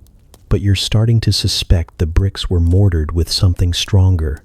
You hear whispers, sometimes, about pilots who crash from exhaustion, about scientists too wired to remember what day it is, about housewives like you who faint mid-laundry, who twitch through the night but wake up smiling anyway. No one talks about it out loud, though. Not in a country so obsessed with staying awake. You keep taking yours. You tell yourself you're just keeping up. Everyone else is. Everyone's got a little something to sharpen, to soften, to steady. You can't fall behind now, not when the whole world's spinning this fast. At dinner, your husband tells you about the new machines at the plant, faster, louder, built to replace the slower ones. You nod, though your fork trembles. You realize suddenly that the machines don't replace people. They turn people into machines. You glance at his hands, the faint tremor as he reaches for his coffee.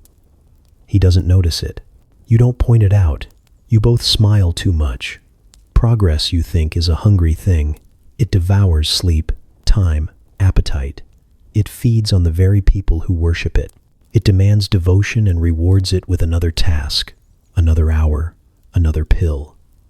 You step outside after dinner, into the quiet hum of suburban night. Behind every window, lights still burn. Televisions flicker, radios murmur, lawns gleam under porch lamps. The whole neighborhood pulses with life that doesn't know how to stop. You look up at the stars dim behind the haze of progress, and you can't tell which ones are real anymore. You used to think science wore glasses and spoke in long words you didn't understand. Men in tweed, chalk dust on their sleeves, standing in labs surrounded by bubbling beakers and ambition. You didn't picture them designing your mornings, but now, science is in your silverware drawer, in your purse, tucked next to a handkerchief and your lipstick, in the medicine cabinet between the cough syrup and your husband's aftershave. You don't wear a lab coat, but you've become part of an experiment anyway, quiet, unofficial, and carefully marketed in pastel. It starts to dawn on you in the school parking lot. The other mothers are thin, alert, teeth like polished piano keys and eyes that never blink for too long. They complement each other's energy, like it's a new shade of nail polish. One hands you a business card for a clinic. "They do vitamins," she whispers, but her wink says otherwise. You pocket it like contraband. At the grocery store, you catch the pharmacist stocking the shelf with a new shipment. You recognize the brand. Everyone does. The label doesn't say amphetamine. It says modern support. It says energy for the busy woman. It says doctor approved. You watch a man buy a bottle, glance around, and slip it into his coat like he's stealing something. But no one stops him. Why would they? He's just buying science. In church, you hear Mrs. Langley humming louder than the organ. She baked 8 pies for the fundraiser, hand-sewn napkins too. Her smile is permanent now, as if stitched in place by invisible thread. You wonder if she ever sleeps. You wonder if you ever did. It's in the schools too. Little Timmy got his grades up. A vitamin supplement helped, his mother says proudly, her voice tight and glassy. The principal nods, says something about brain, health. He taps his temple like it's a machine that needs oiling. The parents nod back. No one asks what's in the bottle. Science used to be distant, something done elsewhere. Now it's sold on Main Street. Your kitchen isn't just a kitchen anymore. It's a lab. Your hands measure, pour, scrub, stir faster than ever. You organize the pantry alphabetically. You alphabetize the alphabet magnets. You start dinner at 4 in the afternoon and finish folding laundry by 5. Your children look at you like you're magic, but magic always has a cost. You find an old Life magazine in the attic, a spread of ads, cars, coffee, cold creams, and then one you recognize. A woman smiling at her vacuum, her child obedient and sparkling clean beside her. The caption reads, "Science makes mothering easier." You don't know whether to laugh or cry. At night, you sit with the television humming in the background. Another commercial, another promise. Sharper focus, sustained energy, brighter mood. You almost don't hear the message anymore. It's just noise now, familiar and soothing, like the hum of the fridge or your own racing thoughts. You think about your mother, about how she did it all without help. Or maybe she didn't. Maybe she had her own bottle hidden behind the flour. Maybe that's why she always smelled faintly of menthol and vinegar and something else you couldn't place. You flip through your recipe book and see a small pill tucked into the spine like a bookmark.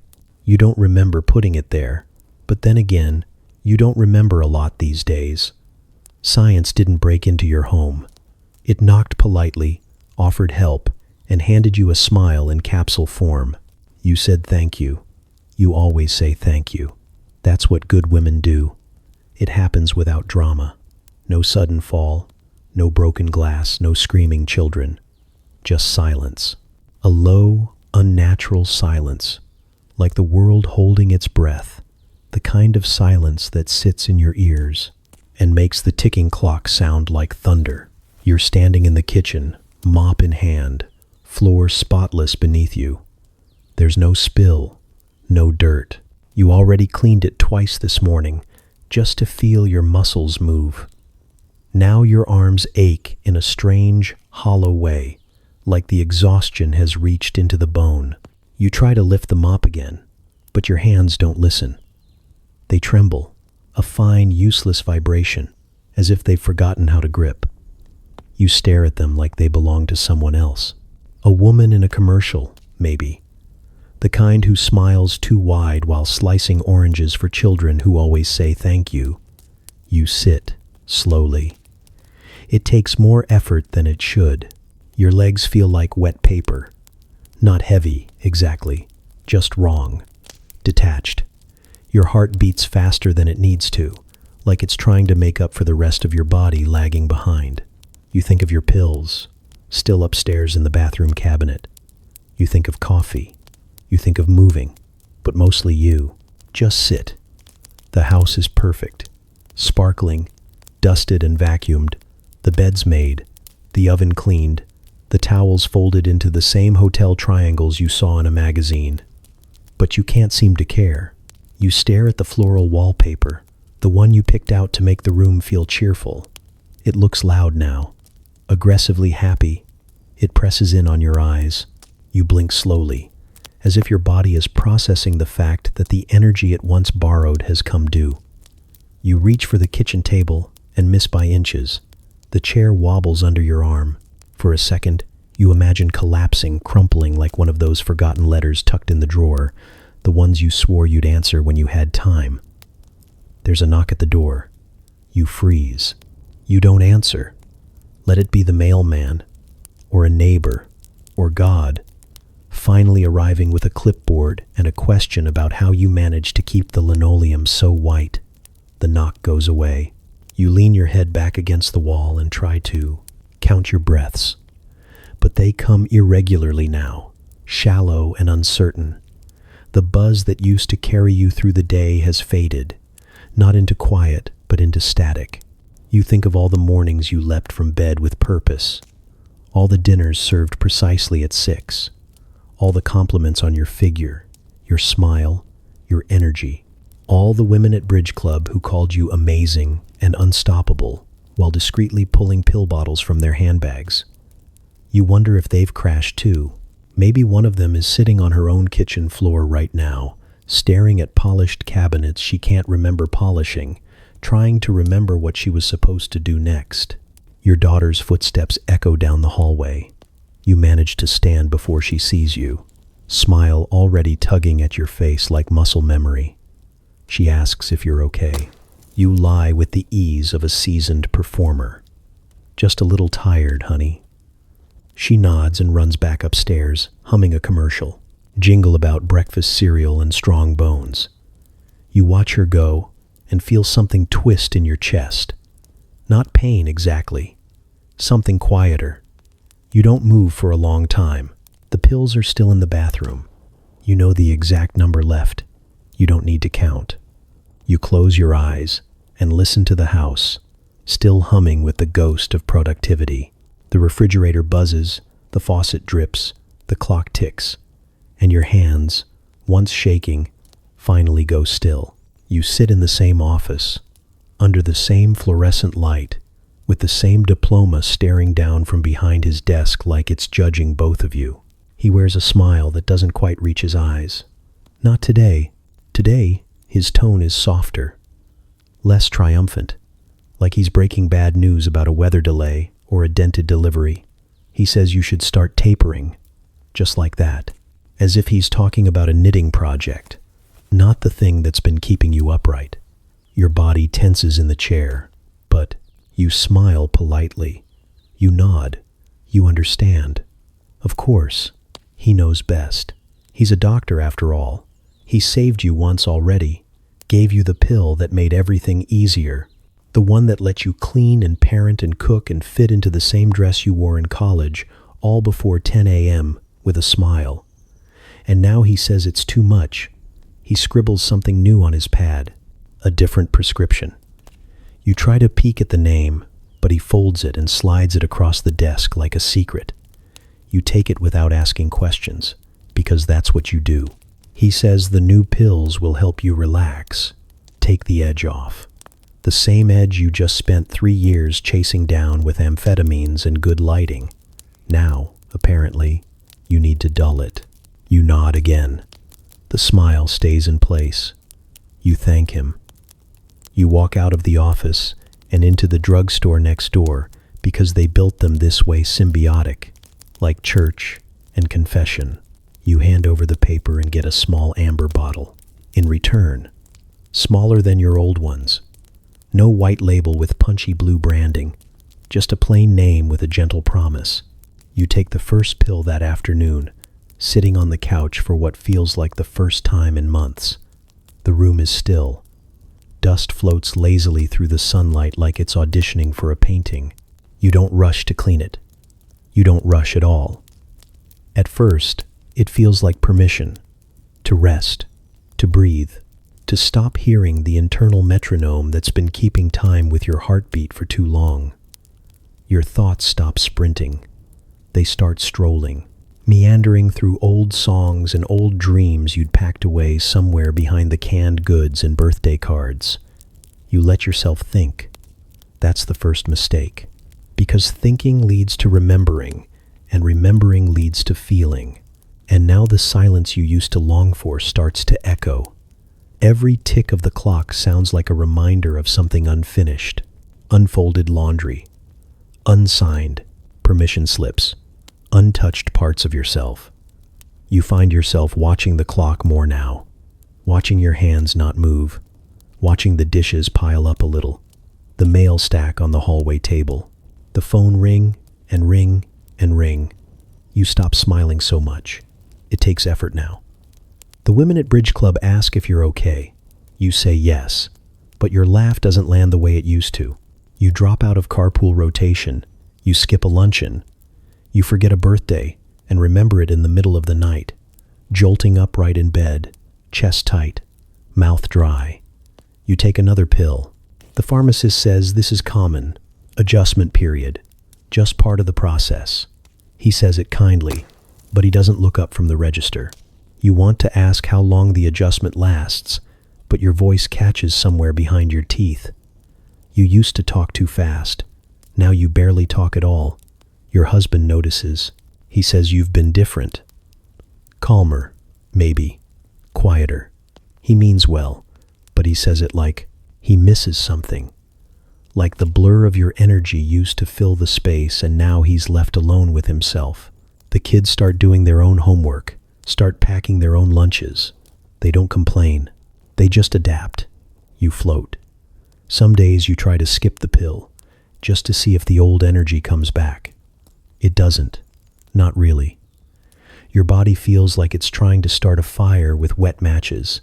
There's no spark, just the memory of one. You refill the new prescription. You don't think about the old one. Not often. She's standing in the mirror, wrapped in soft morning light, hair set, lips painted, robe cinched just right. She's done everything she's supposed to do. The beds are made, the lunch is packed, the dog walked, the floor waxed to a shine so bright it reflects the hem of her slip as she moves across it like a ghost on a track. She smiles at herself out of habit, but the smile bounces off the glass and lands with a thud somewhere near the bathroom tile. You Tilt your head to find the angle that might look more like you. The version of you from the wedding photo, or the one on the Christmas card from 2 years ago. The one who hadn't yet memorized the names of 5 different pills and the exact number of hours they take to kick in. But the woman staring back just blinks. There's a shimmer missing, a flicker. The tiny glint that used to dance behind your eyes, even when you were tired, even when the house was chaos and the meatloaf burned and someone drew on the walls with lipstick. That glint always came back eventually. Now, the space it once occupied feels like a hole punched through cellophane. You tell yourself it's just the lighting. The shadows in this room are tricky. You go about your day like always. The motions feel familiar, but they don't come with the same momentum. The coffee smells the same, but it doesn't jolt you into action. The pills make you calm, but not good. You move through the house like you're remembering choreography from a long-forgotten recital. Each step lands, but it doesn't dance. You catch your son watching you. He doesn't ask why you stopped singing while you sweep, or why dinner's been late every night this week. He doesn't ask, but he knows. They all do.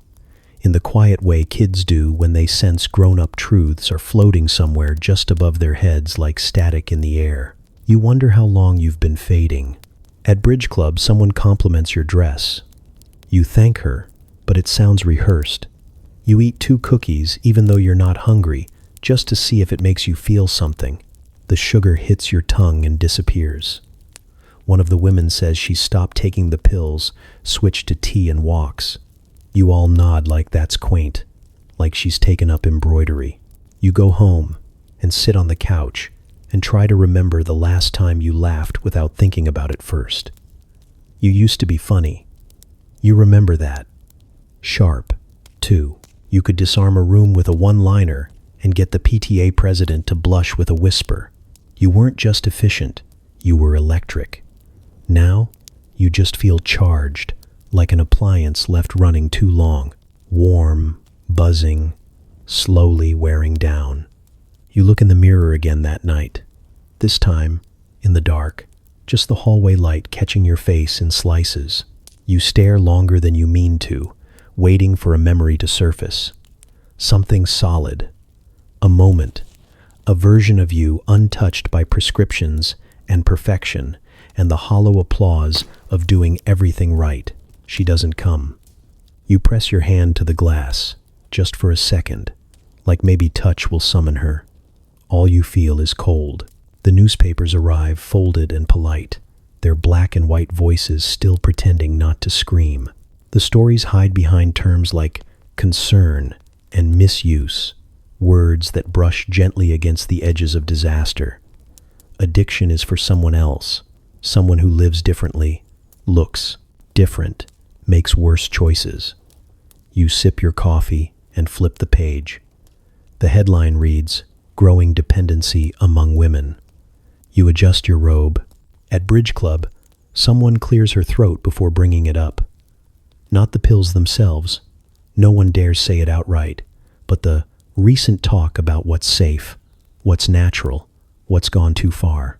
There's a tightness behind every laugh now, a pinch at the corner of every smile. You all used to joke about your little helpers. Now, it's quieter, like the jokes stopped landing, or maybe you stopped laughing. You still take them, of course. What are you supposed to do? Stop? The bottle still lives on the vanity, next to the hairspray and the lotion you swear is keeping your skin young. You don't count the pills as often as you used to. That used to be part of the ritual. Now, you just shake the bottle. As long as it rattles, you're fine. The doctor still prescribes them, though now he warns you with his eyes. He talks about moderation, like that's a real thing. Like there's a middle ground between alive and asleep, between wired and numb. He offers a pamphlet once something about restorative yoga. You stare at him until he puts it away. You've been watching more television. Everyone has. The screens are brighter, louder, more beautiful. Women on game shows wear pearls and heels. Housewives in commercials spritz the air with lemon cleaner and giggle as their husbands kiss them on the cheek. You wonder if they're tired too. You watch a new program about a young woman who collapses from stress after forgetting to pack her husband's lunch. The audience laughs. You don't. Out in the world, the narrative shifts. You hear phrases like chemical crutch and housewife's habit. The same companies that told you it was safe now pivot to awareness. They run articles beside their ads. One side promises clarity and control. The other says, warning, signs. You read both and feel like they're talking about someone else, then feel like they're talking about you. There are new pills now too. Pink ones, green ones that soften the edges instead of sharpening them. Some women switch teams, entirely trade speed for sedation. Their eyes get glassy, but their hands stop shaking. You think about it. You think about it a lot. One afternoon, you sit at the kitchen table long enough for the sun to shift across the linoleum in slow golden stripes. You let your fingers trace the pattern. You used to never sit this long. You used to move like purpose had a timer. Now you just wait. For what? You're not sure. Maybe for the headlines to stop. Maybe for someone to knock on your door and say, it's not your fault. Maybe for the version of you from the before times to walk back in and tell you what to do. But the world doesn't pause. It adjusts. New mothers still take the pills. New doctors still hand them out. The colors change. The packaging changes. The warnings get smaller or larger depending on the year. But the promise stays the same. A better version of yourself in capsule form. You get dinner started late that night. The roast is a little dry, but the plates are clean. No one says anything. You notice your daughter watching you, quietly, like she's trying to figure something out, like she's learning a recipe without asking for it. You smile at her. She smiles back, and something about it makes your stomach twist. You don't quit. America doesn't quit. Quitting would mean admitting something was wrong, and no one does that here. Instead, you pivot. Just a slight adjustment, like a lady crossing her ankles when she sits. Graceful, controlled, sanctioned. The pills change. The names get softer. You go from Dexedrine to Dalmane, from fire to fog. Your bottle now says, sleep aid, though you don't remember asking to sleep. You remember asking to cope, to function, to stay ahead of the dust and the guilt and the silence between dinner conversations. Now, instead of flying, you float. You still clean, but slower. You still smile, but it takes more effort. The edges are rounder, duller, blurred, like a photograph left too long in the sun. There are days when you walk from one end of the house to the other and forget why. The children notice. You say you're just tired. Everyone's just tired now. The magazines adjust, as they always do. They sell serenity now, lavender sachets and spa tubs, prayer corners and tips on how to unwind naturally, right next to an ad for Nembutal. Women in silky robes sip tea and stare out windows like they're dreaming of a life they already have. You study their expressions and try to copy them in the mirror. The church ladies stop whispering about uppers and start trading tips on how to rest easy. You hear about Mrs. Jordan's little blue tablets and how Mrs. Crane keeps hers in a mint tin in her purse. Your bridge. The group moves slower now, like someone dipped them all in honey. The laughter still comes, but it's quieter, like they're trying not to wake something. You miss the rush sometimes, the speed that made the world make sense. That sparkling, frantic rhythm that said, you are enough as long as you keep going. But the crash taught you to fear that brightness too. So you nod when your doctor says these are gentler. He uses words like balance and restoration. You say thank you. He doesn't mention the hangovers. The way your thoughts feel underwater in the mornings. The way your body aches in slow motion. You chalk it up to age, or weather, or motherhood. You don't feel like yourself, but you don't quite remember who that is. Your husband likes you like this, softer, quieter, less electric. He says you seem more peaceful, and you nod. You tell him dinner's almost ready. You forget the oven's on. You burn the roast again. You cry about it later, but not until the children are in bed. Sometimes, late at night, you sit on the edge of your bed and press your fingers into the mattress just to feel something that pushes back. You miss the buzz under your skin, the one that said go. But you don't want to go anymore. You just want to stop spinning. So, you open the medicine cabinet. You take the new pill. You lie down, and for a few hours the silence doesn't scream. The country hums differently now, less like a neon sign, more like a lullaby sung through a closed door. The war is over. The parades have ended. But no one has turned off the machine. They've only slowed the gears. Factories still run. Women still fold. Men still sleep soundly beside them. Progress, they say, doesn't rest. But you do, or at least, you try. You stir your coffee and stare out the kitchen window like it's going to give you an answer. The dog needs walking. The laundry's in the machine. The kids will be home in an hour. You feel fine. You think. You're not crying, and you're not shaking, and the house is quiet except for the ticking of the wall clock that never misses a beat. So this must be peace, right? You try to remember the last time you felt peaceful without something dissolving on your tongue first. You try to remember the last time your body calmed itself without help, but your memory's foggy, like an old film reel left in the sun too long. There's a shape of something behind it, maybe laughter, maybe stillness, but you can't quite rewind far enough to touch it.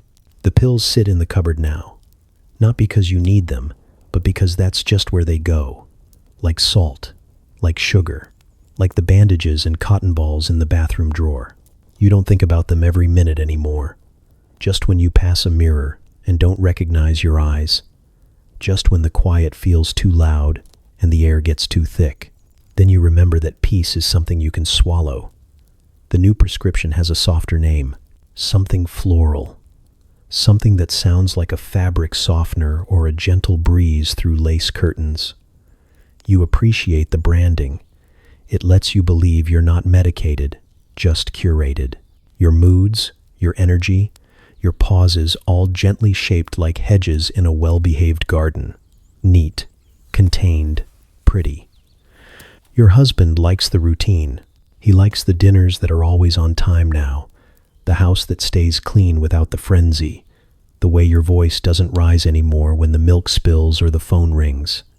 He doesn't ask what changed. He just kisses your forehead and calls you his rock. You nod and refill his coffee. Your friends are all in the same boat, though no one calls it that. You trade names of doctors like recipes, share dosage tips between potlucks. It's not shameful, it's just modern. No one has a breakdown anymore. They have adjustments, chemical corrections, tiny white truths that let you breathe easier through another PTA meeting, another evening of polite silence and folded napkins. You stop asking yourself if it's bad. You've asked that question so many times the words lost meaning. What matters now is function. You wake up, you perform, you tuck the kids in and remember to smile when they tell you their dreams. You feel hollow sometimes, but even that gets numbed around the edges. One night, after the dishes are done and the living room glows in the soft light of television, you look out at the dark street. Every house has a light on. Every home is quiet. You picture the women inside, just like you, floating in that soft in-between space where nothing hurts and nothing stirs too much. You wonder if they remember what it felt like to sit still with themselves, to breathe without assistance. You wonder if you ever knew peace that wasn't manufactured. Maybe peace was always a product, just marketed differently back then. Maybe the real illusion was thinking you could find it on your own. You sip your tea. It tastes like nothing. You take your pill. It tastes like surrender. But at least you sleep through the night. You find your daughter at the kitchen table flipping through an old magazine you forgot you kept. "Look at this," she says, holding up a full-page ad with a grinning woman vacuuming in pearls. Her eyebrows lift, amused, judgmental. Did people actually believe this stuff? You shrug. You don't tell her that you not only believed it, you lived it. Swallowed it in pastel capsules, scrubbed it into the linoleum, folded it neatly with the laundry. She thinks it's a costume, the dress, the smile, the daily devotion to surfaces. She calls it vintage, ironic, retro chic. There are hashtags now for that life you couldn't escape fast enough. Women wearing aprons at themed parties, posting grainy filtered selfies beside Jell-O molds they'll never actually eat. It's history now. A look, a mood. They think they're different. They grow herbs in mason jars and drink adaptogenic mushroom tea. They talk about wellness and alignment and whisper about SSRIs like it's a secret club. They curate their lives online, cropping out the chaos just like you once vacuumed over it. Their prescriptions come with sleek branding and gentle fonts, no longer shameful, just chic. They meditate with apps. They microdose mushrooms instead of methamphetamines. Progress, apparently. But they still chase the same hum.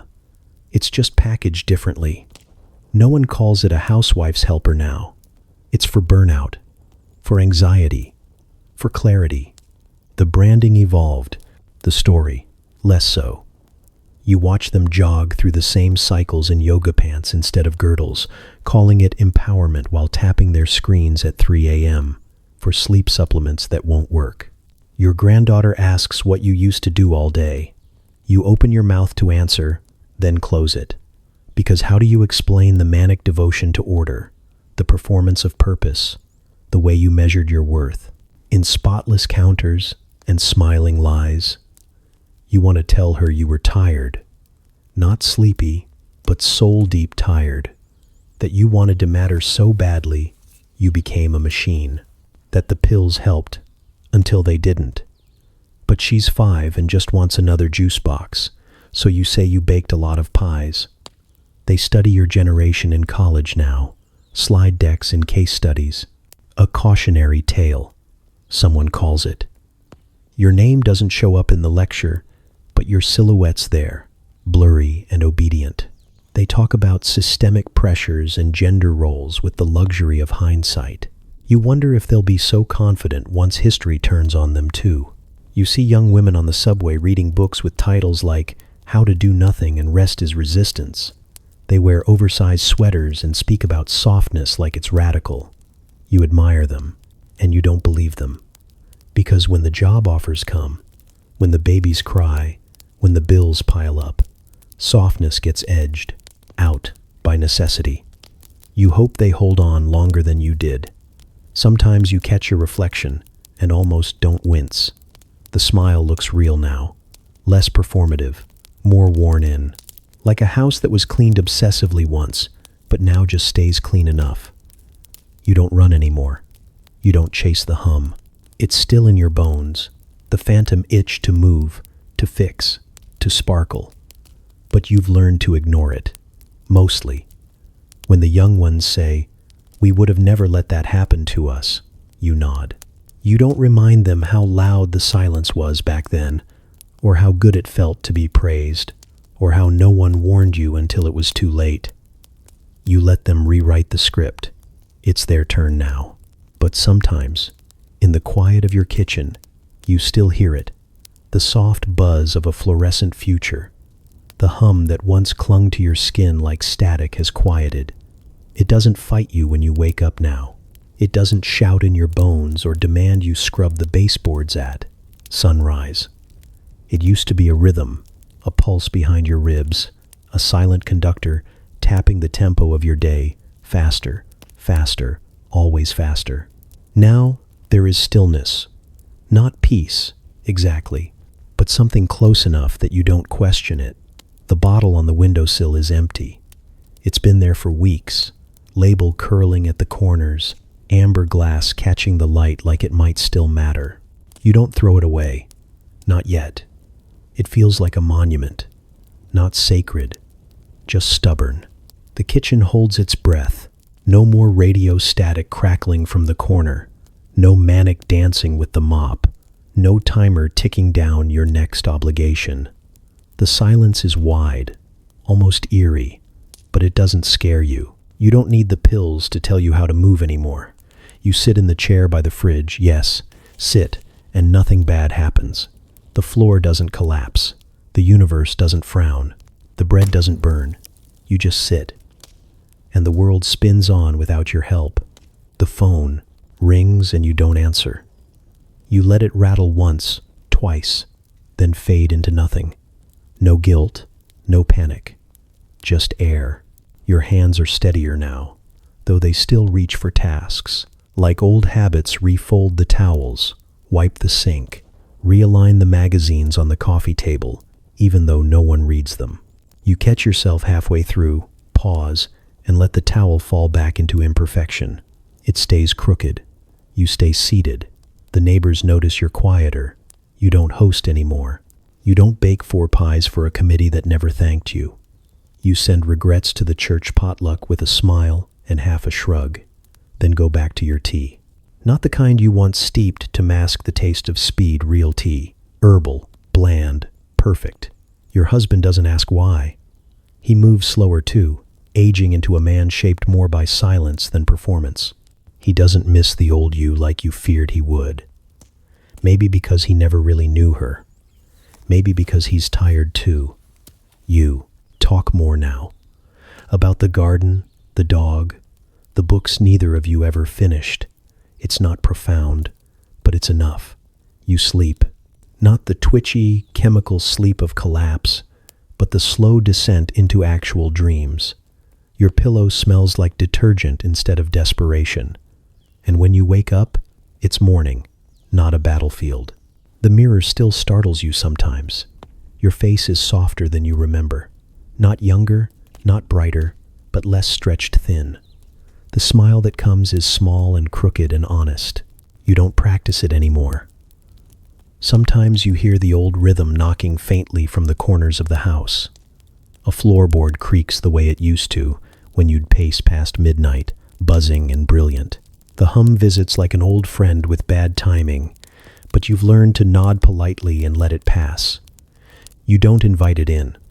The bottle stays on the windowsill until the label fades completely. One morning, without thinking, you toss it in the trash. No ceremony, no second thoughts, just space. And then you sit. Not because you're worn out or sedated, not because you've been flattened by some pharmaceutical compromise, but because the chair is warm and the afternoon light is soft, and for the first time in years, you don't feel like running. Not forward, not away, nowhere. You don't feel like performing. You just are.